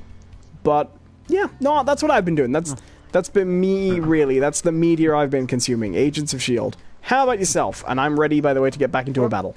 Sorry, I spent ages building my car. Well, first, before I get into what I do, I want to throw something out to our chat. If you guys want to comment on this at all.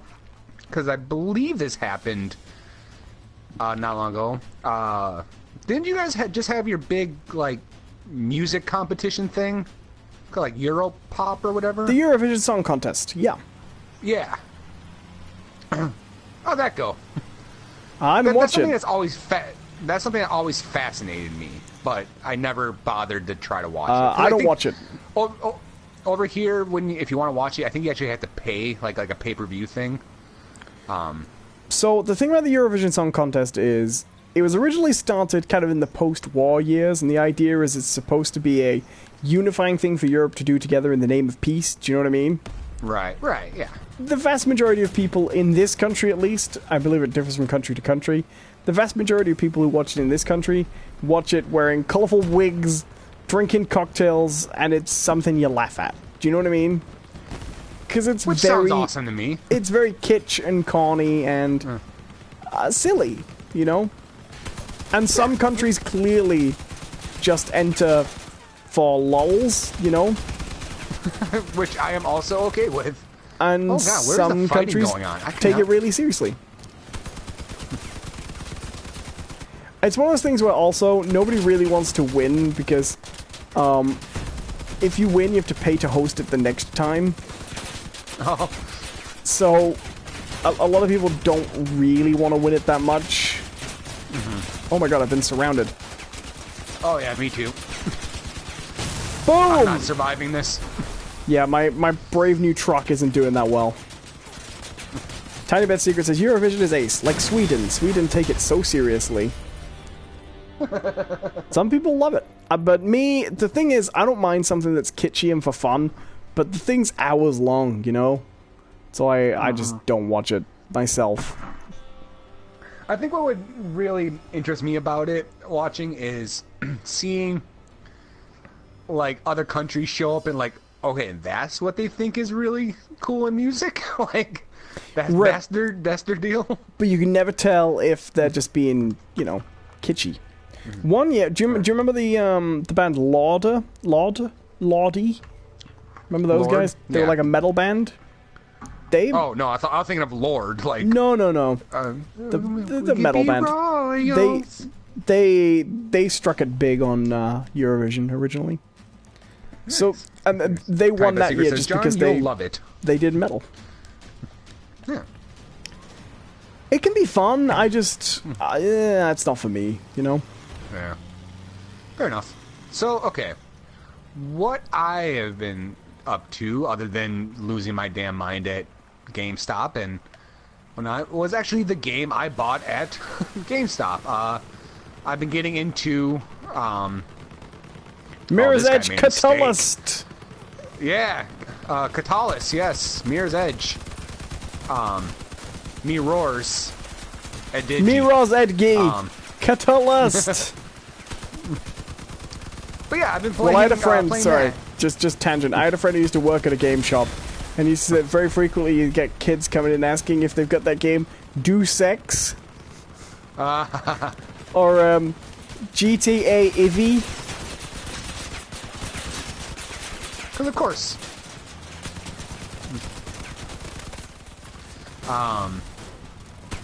But no, I've been playing that, and I don't know. So far, I've enjoyed it. I've gotten right back into like what I enjoyed about the first one was the traversal. You know, I liked doing that, and in fact, that was they blew off all my guns. Well, for once, we're discussing a game we both played as well, which is rare. Yeah.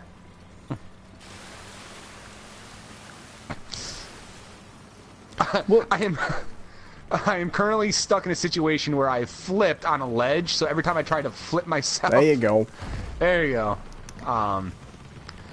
But you know, I enjoyed the traversal, and in fact, that's probably the major failing of the first game was that there's only so many missions, and it was linear, that involved, like, the really fast... running, but then so much of it was like this weird traversal thing, like these puzzles that you'd have to work out. Well, Catalyst's interesting because Mirror's Edge is a linear first-person narrative game, and yet the setup is perfect for an open-world game. You are a free-running courier going all the way across a city, and it's not an open-world game.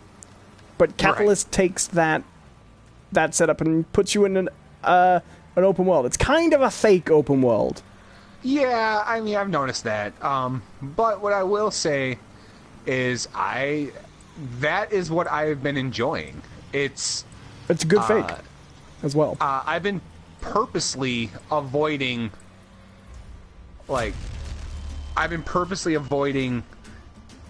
taking the path that they lays out for you. Right. Because what it does,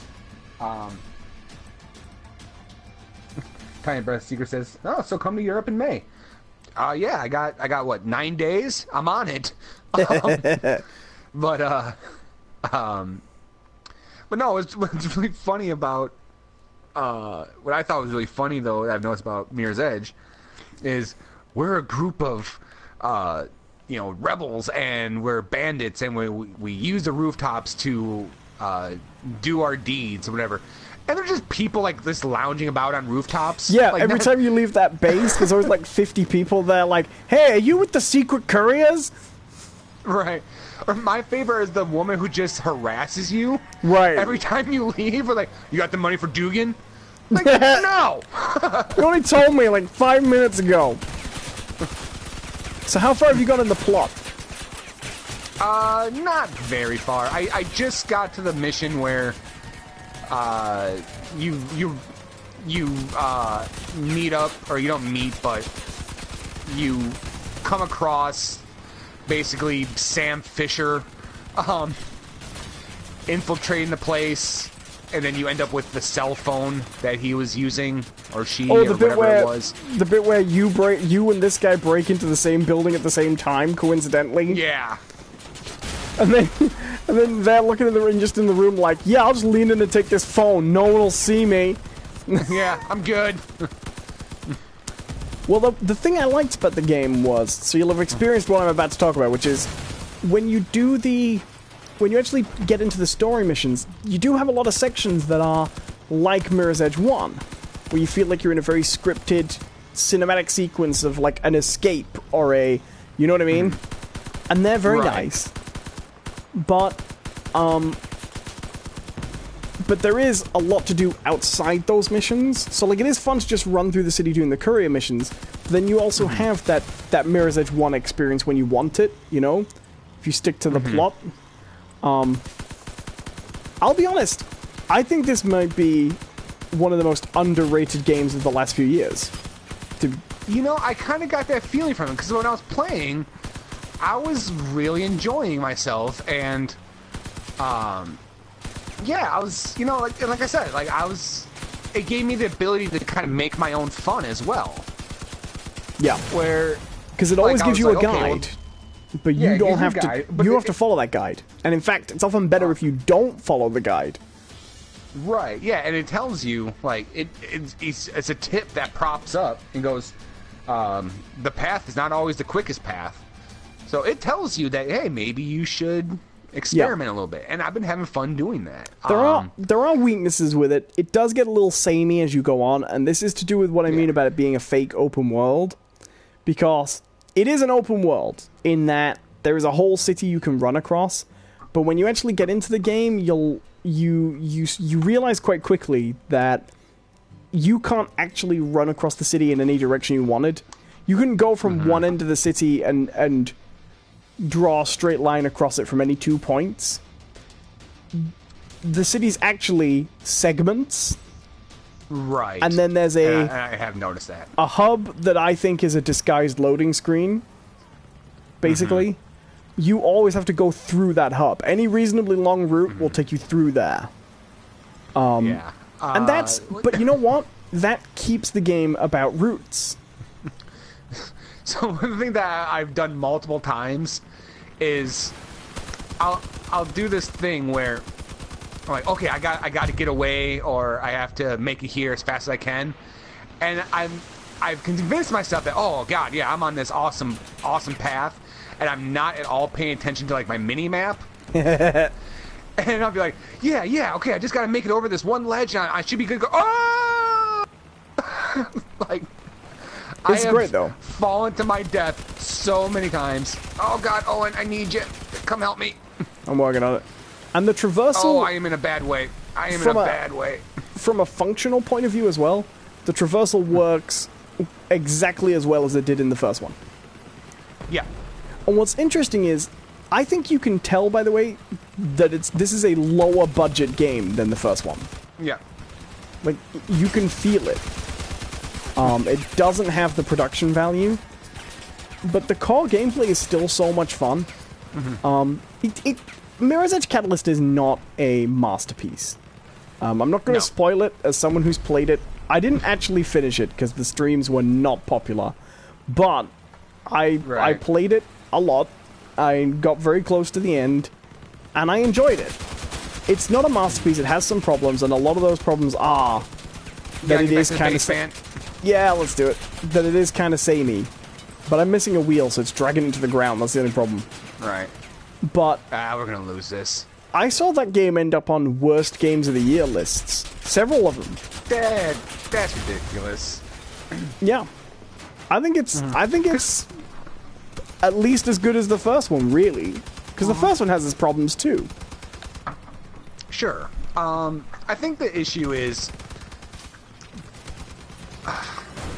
there have been games that have utilized that sort of momentum based movement and traversal and parkour stuff in other games in better ways. For all intents and purposes, I guess, was it Dying Light has a really good I think it's been done. Thing. I'm going to disagree with you a little bit. I think it's been done well in better overall games. I don't think there's any game that has the basic core traversal mechanics as good as those two Mirror's Edge games. Another thing I'll add is that, for me at least, I couldn't give two shits about the plot. Like, it... No.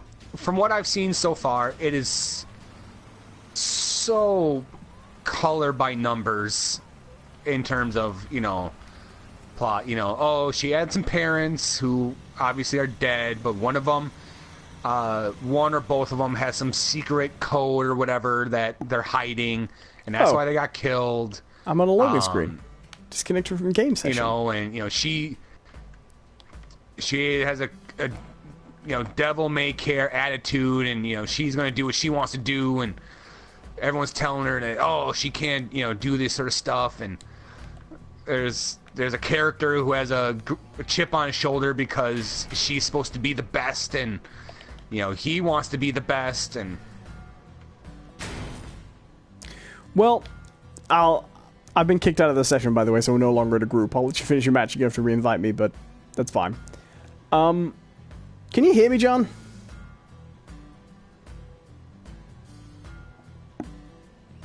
So I don't think John can hear me. I might be having the same network issues we had the other day. If you guys remember, we had a little bit of a network issue where I couldn't get into any multiplayer stuff. I couldn't get... Oh, can I use voice chat with Jerry Crizzle, possibly due to NAT type? Okay, well, let me just see if I can get into a battle on my own. Then I can just see if it's being caused by... Okay, so it's letting me do that. Might be an issue with getting John in the party. We'll have to re-add him, I think. So I'm gonna just take a look at that. Sorry about this. Regular service will resume soon. It's John's NAT type. Okay. So when John gets back to the stream, if he just leaves the party and rejoins it, I think that should work. So I'm just going to re-invite John there. Sorry about that. Oh, John has invited me to a party.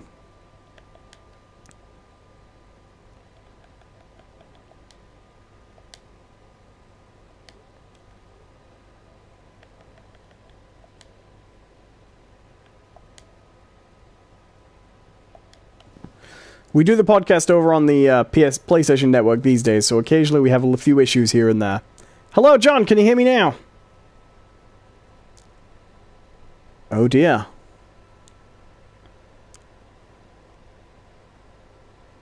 Possibly due to net type. Well, this is unusual. This could be on John's end, or it could be on mine. Well, this is going well. Maybe, just maybe, and I'm waiting for John to maybe post in the chat, we should wrap up the stream there a little bit. And, because we've been going 2 hours. And see what's going on. But I was enjoying our Mirror's Edge chat. We could save Mirror's Edge for that next week. I don't know. Hey, John, how you doing? Are you watching? Can you hear the stream? John says, seems we're having some net issues.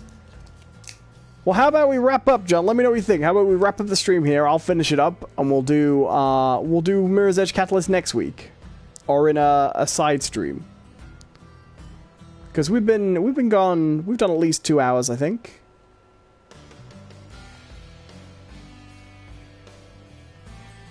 Other than that, Mirror's Edge Catalyst is a really good game, by the way. It's very underrated. It's smooth, it's fun. It is a little samey the longer you play it, but it's got some good social interaction, too. If you've joined us, by the way, this is not so much a game stream as it is a talk show we do every week. So we kind of need John in there. Ox says, another stream I had open went down at the same time. Try it again. Alright, I'm going to make another party. Hey, you did it. Way, I was worried about that. Yeah, okay. We're good. Alright, you want to send me a game? You want to send me a game invite? We've done 2 hours I can anyway, do so I figure after Mirror's Edge Catalyst we'll wrap up. What do you reckon? Sure. Yeah, we can start doing that. No, it's yeah. Oh, hold on a second.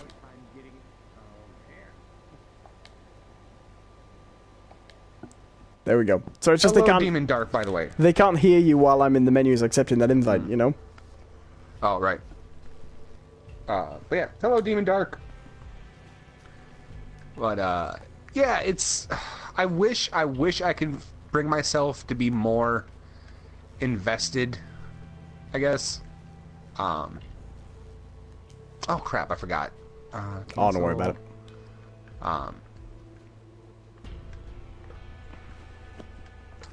Yeah, I wish I could be more invested in the story because, like, I think I like Faith as a character. I like the setting. I like the setup, and I think the city looks really nice. I'm kind of a sucker for that super clean, like minimalist sort of thing. But at the same time, like what they're doing with the setting and with characters is just not really compelling for me. No, I agree. So, I think it works better when it's mechanics driven. Like the things I remember about Mirror's Edge Catalyst aren't the story at all. I remember bits of it, but I remember things like what kind of a fit. I didn't think I'd like it, but what a fitting addition the mag grip actually is. Right. The grappling hook, you know, that's fun. I don't remember the plot that much, I'll be honest. I remember there's like the terrorist organization and the thing. I will say this, it didn't need to be a reboot. I don't know if they thought that was gonna make it successful, but Right. nothing is particularly gained from making it a reboot, I think. Yeah. And the thing Well, is... I think it is. I think it's a case of not enough people played the first one for people to be necessarily invested in a sequel either. You know? Sure, but the game opens with her having been away a while, coming back out of prison. Right. And meeting up with the old mentors, you know what I mean? There's nothing about that plot you couldn't have done exactly the same. In fact, slightly better if it was the Faith before, because she would be a little older, and then you have the Icarus guy would be, you know, the younger newcomer, you know? Right, the Tommy Gunn, you know. Right. Oh, that's right. You've never seen any of the Rockies. That's a Rocky reference. No, but I get the reference. Okay. But yes.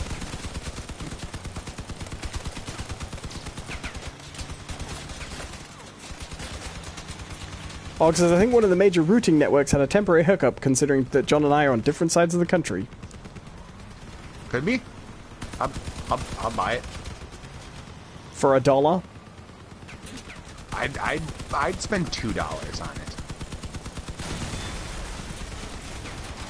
I still haven't seen that RoboCop remake. I wonder if that's any good. I heard it's not as bad as people make it out to be. They have that interesting idea that they spoiled in the trailers. That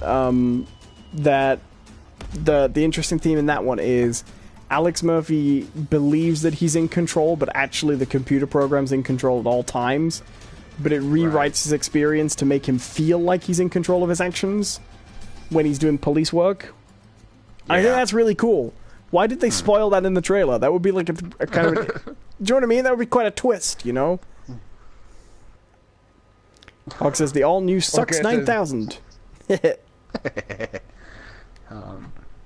So, Catalyst. So, that's good. Yeah, no, I'm looking forward to playing more of it. They do some fun stuff that that unfortunately requires that more people had played it. Yeah, well, I actually like the multiplayer integration things in that game, and I don't normally like those. Yeah, like I was telling Owen, I think one of my major enjoyments that I took right away was beating his scores. Yeah, it's fun.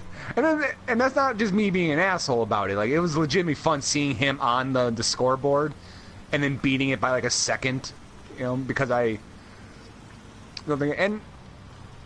imagine there is a way I could probably... Oh, sorry.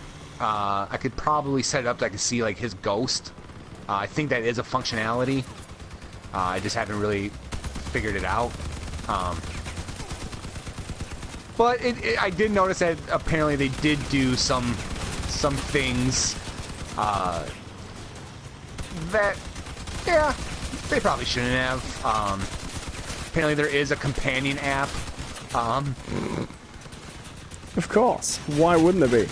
Because that worked so well for Ubisoft and Assassin's Creed Unity. Like, the companion app has really gone down in popularity since then, hasn't it? Oh, yeah. Unity's was amazing, because Unity's locked out a ton of content and didn't work. It didn't work. And then, do you remember, what was it, the other thing they had? Uplay integration to get those yellow chests? Yeah. And it didn't work. Uplay. Nope. That also didn't work. Assassin's Creed Unity was such a strange thing, because, like, I liked that game. Quite a lot, actually. But so much of it didn't work. I thought the multiplayer was great fun. Mine glitched, so that it immediately set my rank to the highest possible game rank. And then I would fail cheating verifications whenever I tried to play, so I couldn't play any of the online. And the online was like the best thing about Unity. But, no, I got a bit of a vibe from that when I first played Catalyst. I wasn't expecting to like it, but I just really enjoyed that game. It was just fun to play, you know? Yeah. It was fun to do deliveries and... It's one of those games that I think works better as like an immersive experience rather than like a narrative experience. Yes. Because it felt good. It feels good to... when you get that run, right? When you get that run where you turn off the path and you can work it out yourself and everything's clicking, and your reaction time is doing really well, and you might even run across some enemies and you get the combat down really well. Well, the combat, do you know, when I read reviews in that game, saying the combat was terrible. I think the combat's my favorite thing about that game. I love it. I think the combat's a lot of fun. It's so fun.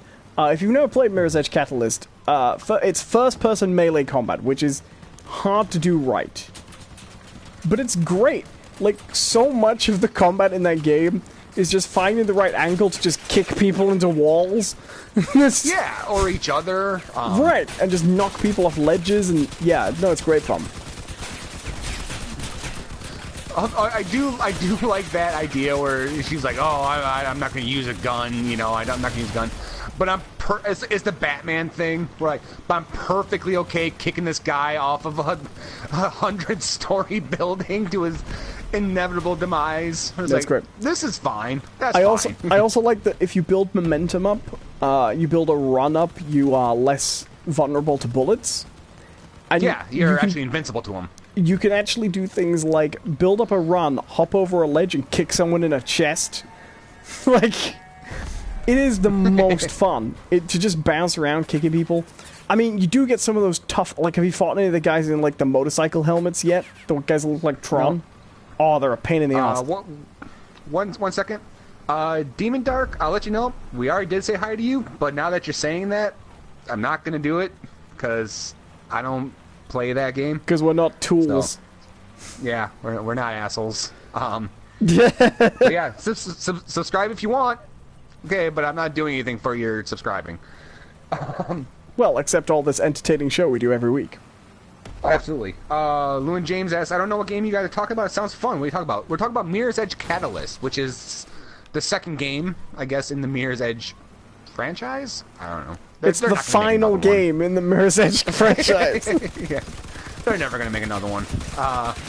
Yeah, because that's the sad thing about it, isn't it? Mirror's Edge is going to get the blame for this failure as a franchise.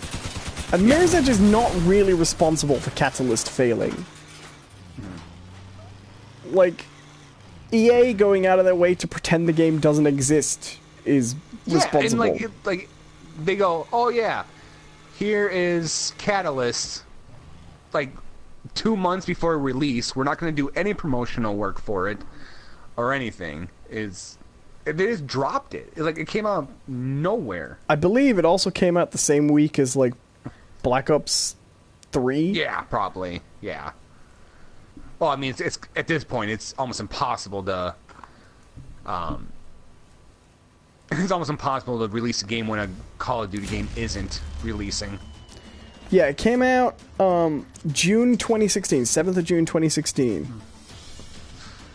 Let me just look up that. We're probably gonna do, I don't know, one more match, one or two more matches. Yeah, sure. I see we got some people in the chat, so we're gonna open it up, like we tend to do. Okay. Any questions, any comments, anything like that you have to say, drop them, and we'll open it up. We'll talk about just about whatever you want. We do have some video standards. game releases for June 2016. June 3rd, Dangerous Golf. June 7th, Mirror's Edge Catalyst. June, let's see. Lego Force Awakens. No, okay, it must have been the week after. But it was right around something else huge. Mm-hmm. Maybe it was in May. Yeah, let me take a peek. But I remember. And then when I bought it, like... Oh, it was the same week as... Well, okay, it was the week after Uncharted 4, Doom... Oh. Well, the month after Uncharted 4, Doom, and Overwatch. Oh. Oh, good.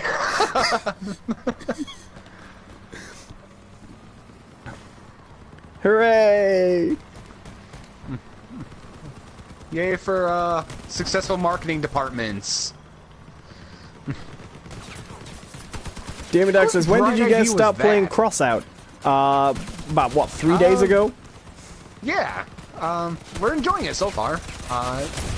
It's a little samey right now, but we're both pretty low level still. And we've seen some really funky cars, though, so I don't mind that it's samey.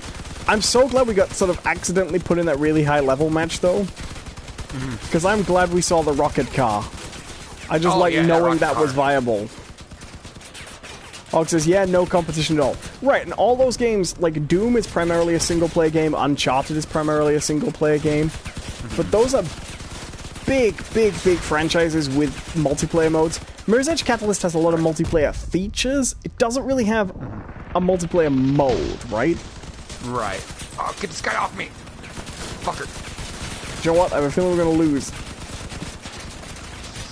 Never! I refuse now. I'm dead. Whoa, me too. But, no, it's good. I love that combat, actually. I love just kicking people in the face. And you have to move the sticks as well, right? Like, yeah, there's a dodging mechanic, but it's not like a dedicated dodge button. You do have to have some dexterity with it. Yeah, it's nice. I like a fighting game like that. It's not like an auto dodge either. It's No. It's not like, oh, I hit this and then I dodge through an attack, like I become invisible. And there's a lot of slides to it too. So you can slide under, you can jump over, you can kick, and then you've got padded enemies. You have to get behind those. Let's see here. Yeah, I mean it's a fun mechanic, and there's depth to it that you wouldn't expect. And I don't think they showcased it very well, but there is definitely some depth to it. Let's see here. Sinister Mister says H1Z1 King of the Kill is released on PS4 tomorrow. That's cool. I don't know if I'll ever get around to it, but that it interests me enough. I'm kind of done with battle royale games. I played Fortnite. They're all similar enough to Fortnite that I'm just kind of done with it. You know. We won. Yay. Time's out. We were better at capturing the base. Oh, Whee. fun. Let's see here. All right, let's load up one more because these are quick. Let's see here. Ian James says, "Do you think Mario Aces will be a hit on Nintendo Switch?" Yeah, I think it will. It's a Mario game, and there's not a shit ton of stuff on the Switch. Yeah, I think it'll be a hit. I mean, it's the Mario Tennis game. They learned from the 3DS early on. Get your Mario Tennis, get your Mario Golf, get your Mario Kart. just get them out as quick as you can, and then for the rest of the console's life, people will be saying it's got a great library. You know what I mean? Because the simple fact is, it's not going to be a bad game. Mario Tennis on the Wii U is kind of crap because they really got it out as quick as they could. It's not great. Didn't do hugely well, but still did well enough that people, nobody trades in Mario games. I think all the Mario sports games are, at the very least, successes. Maybe not major successes, but they always probably make them money. Right. Because they're fun. Yeah, everybody likes them, and they do well. And the one on 3DS is pretty great. The one on the Wii was pretty great. So they come along, they do well. I think it'll be as much of a hit as those always are. Not the Wii, the one on the GameCube. There wasn't one on the Wii. Oh yeah, I can't remember what it's called. But but I don't think it'll be a huge hit. It'll be a good, solid, successful game. I mean, the thing about Nintendo is, the truth is, their sales on first-party titles, they aren't really comparable to sales on other games. Because I can tell you right now exactly what'll happen. Mario Power Tennis won't have a huge opening week, and it won't get a ton of press, and everyone will just go, You mean Aces? Sorry, Aces. Power Tennis was the GameCube one, I remember, as I was saying it. It won't have a huge opening week. The general reaction from most people will be, it's the new Mario Tennis game, it's pretty good, great. I won't buy it, because I don't really buy the Mario sports games, and that'll be it. And then, that'll be all people remember of it. And then that game will carry on selling at those sort of levels for the rest of the Switch's life. Yep. Because that's what Nintendo games do. They have long lives. So it'll make them a ton of money. It just won't make it a ton of money all in the opening weekend and be remembered as this massive hit. Like every other game with Mario in the title, pretty much. Yeah.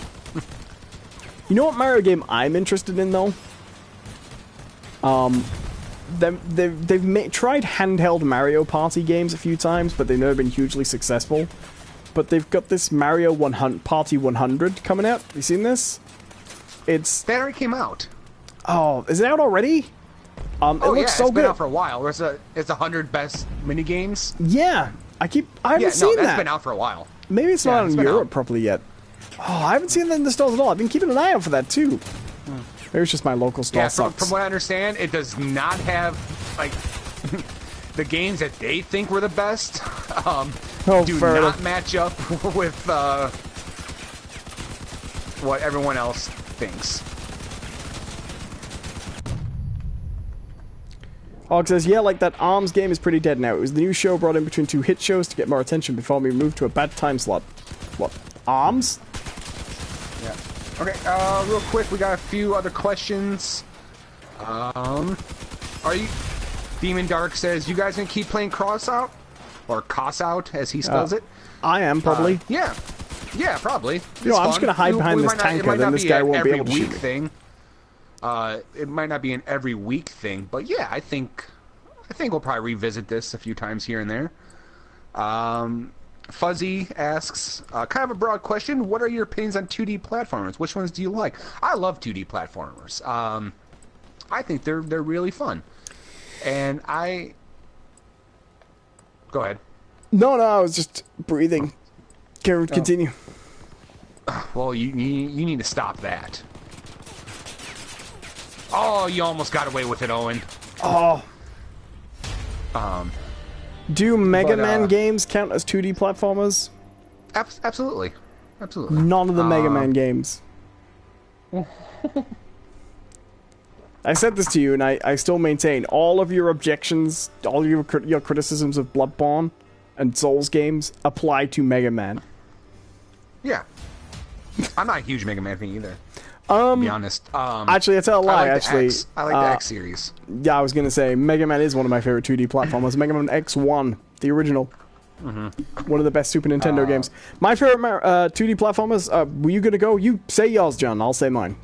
I'm gonna say it's really hard for me to nail it down, but mine generally fall in the range of the ones that are not necessarily about like shooting so much as or combat as it is about like traversal and fun mechanics like that. Like I love the I love I would probably say this is my favorite 2D platformer at this time is Rayman Legends.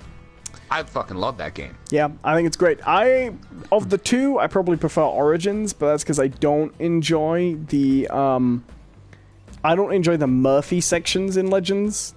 Because they are so clearly designed for the days when it was going to be a Wii U exclusive,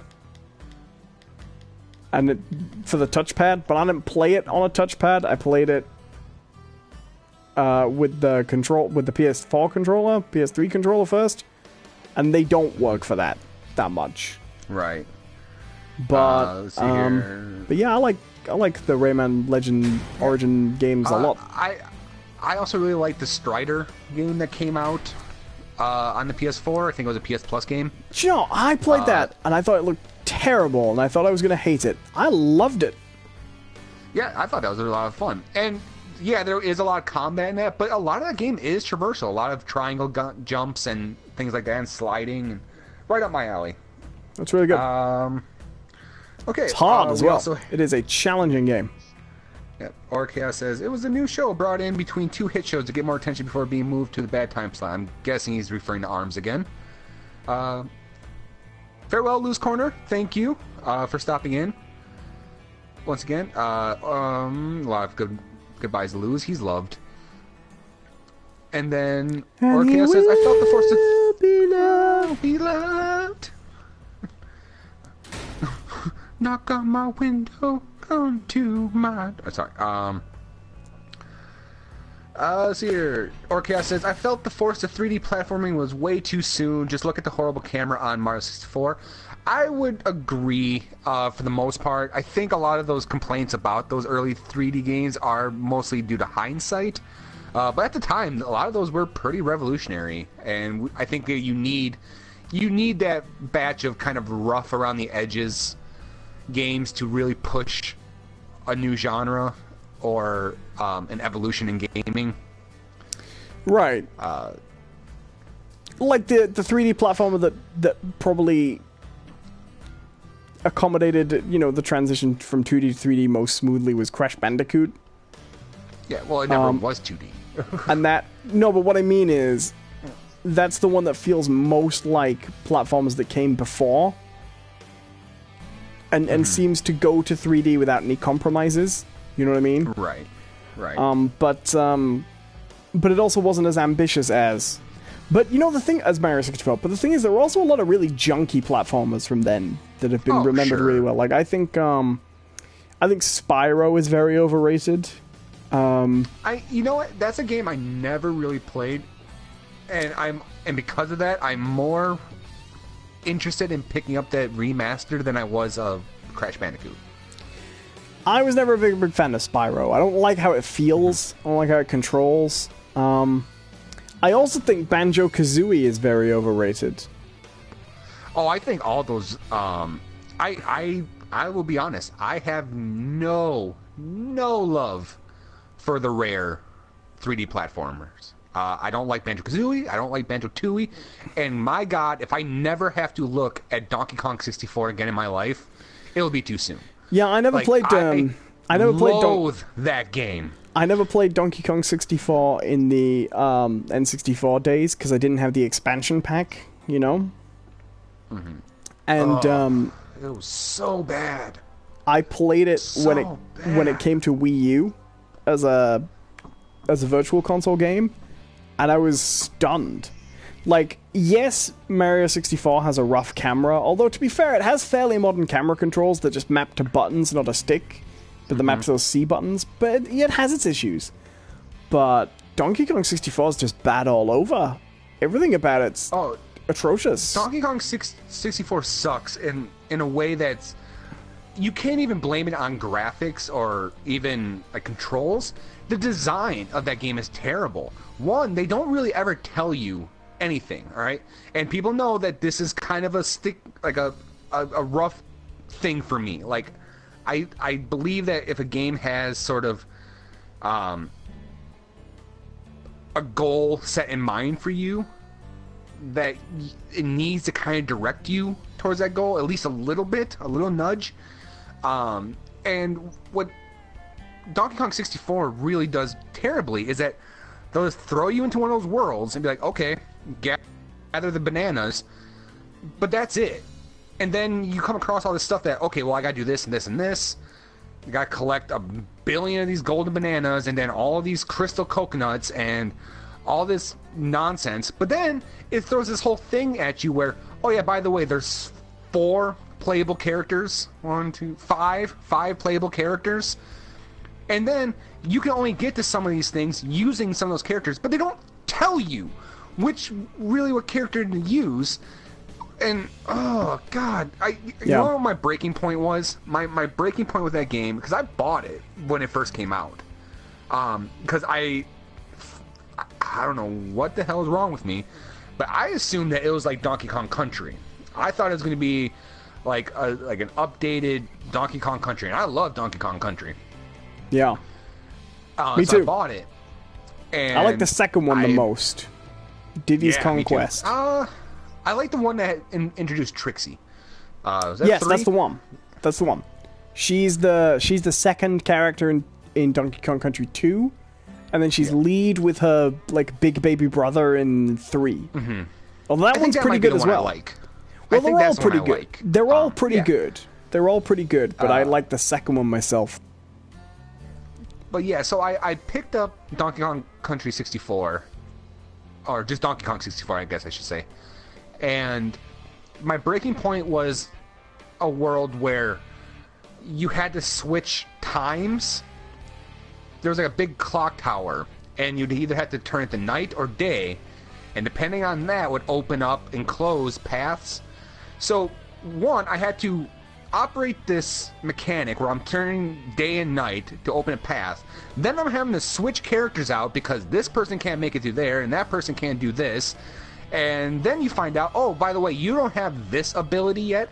Go back to the previous worlds that you've already gone through and collect these things so you can unlock this ability so that when you get here, you can do this. But we won't tell you what time period this has to happen in. So you're going to switch it to night thinking that's how you have to do it. Realize that that's not how you're supposed to do it. So you have to haul your monkey ass back to the clock tower, switch it again, atrocious. and it's a distance, and you can get lost getting back.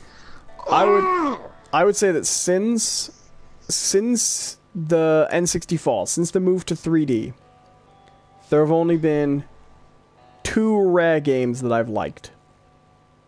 I liked GoldenEye at the time. I don't think GoldenEye's aged very well, but it was an early attempt at getting first-person shooters on consoles, on a console with only one analog stick. You know what I mean? They did their best. Right. But it's fine. And I like Viva Pinata, which is a totally different type of game to what they normally make. And I never played that, so... Yeah, but it's a totally different type of genre, you know what I mean? You run a garden, and... I like Killer Instinct. I was not a big Killer Instinct fan. Yeah. But if you look at all their big games, I mean, everybody knows they've been doing nothing but crap for a while now. Banjo-Kazooie Nuts and Bolts is terrible. Perfect Dark Zero, God, that was a mess.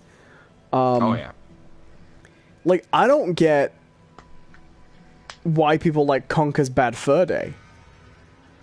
Oh, because it was a foul-mouthed squirrel. Yeah. It was a shock thing. And it had a, you always hear about, the great and mighty Pooh. Let's see here. Real quick, a message, or a funny thing about Killer Instinct. And I do see we have some more comments, and we will get to them real shortly. We're going to wrap up. But Killer Instinct, did you ever get a chance to play Killer Instinct in the arcade? No. Alright, so here's a fun thing that used to happen to me when I used to go to arcades. Playing Killer Instinct, because I like fighting games. I do. I'm not great at them, but I enjoy them. And so I was playing Killer Instinct, and I'm young at the time, maybe 10, 11 when that thing came out. And this happened to me multiple times where someone older would come slap down their quarters on the thing, like, oh, I got next game. Like, all right, well, let's go. You know, it was like the pool table thing where, oh, I'm playing for the game, you know, and I know, I'm like, oh, okay, well, I'm about to lose playing this game, great, but the hardware could not handle or keep up with button inputs.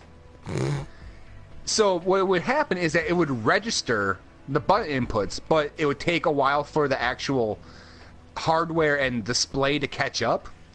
So this happened to me multiple times where the people I'm playing would just slam on the buttons like crazy, and they know the combos and stuff like that, and they would do that and then let go of the stick, let go of the buttons, everything, and just take one step back, cross their arms, and watch as the guy just beat me senseless because they had put in all the right combos and all the right inputs, knowing that once the game catches up, it was going to beat me. It's amazing. Let's see here. We got a couple. Fuzzy asks, "Oh, John, do you have an Xbox One?" No, I don't, and I have no intention of getting one anytime soon. It would basically require a random large amount of money to fall in my lap for me to do that. And even then, I don't know if I would, because there's a lot of other shit I'd like to buy. Yeah, as someone who owns one, you're not missing any of them.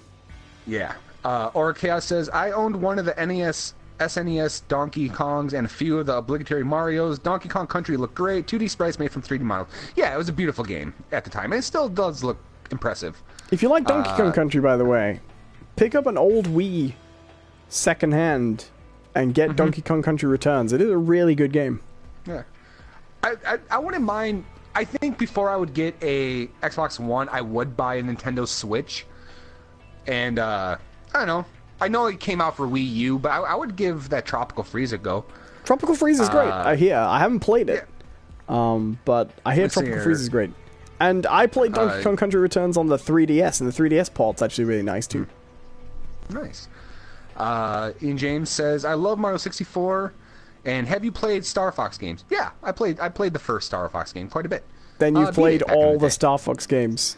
Well, that's not even a joke. You don't... They're all remakes.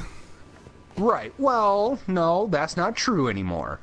There was Star Fox Adventures. There was Star Fox 64. There was Star Fox 64. We got to control the tank. But that is a remake of the first one, Star Fox 64. But there was no tank in the first. But it's still a remake. Right. I've never played Star Fox 2, which was the one that was only officially released on the SNES Mini. Right. No, and there was a Star Fox on the Wii U. It didn't work. But that's also a remake. No, it's not. Yeah, it is. No, it's not. Yeah, it is. It's right. Okay. Yes, it has different things in, right? It has different levels and stuff like that. It tells the same story from Star Fox 1 and Star Fox 64. It's the same... what would he do? No, I just think that's funny. Let's see here. Fuzzy goes 360. I did have a 360, but I think a year and a half, maybe 2 years ago, I just traded in for money because I wasn't playing it. John's not a hoarder like me. No, I'm not. I am really bad for hoarding consoles and hardware. Okay. Yeah. I used to be. I had my PS2, God, up until I want to say like 2 years before the PS4. It is handy now because I can use it for work and I can use it as an excuse and say, well, I've always got these things, and it means, you know, should I ever be really, really strapped for cash, I can move to doing things like, you know, I can cancel my PS Plus and just cover, you know, N64 games if I want, which is a cheap way to do it. But prior to the last 3 years, I haven't really had a good excuse. I am just bad about it.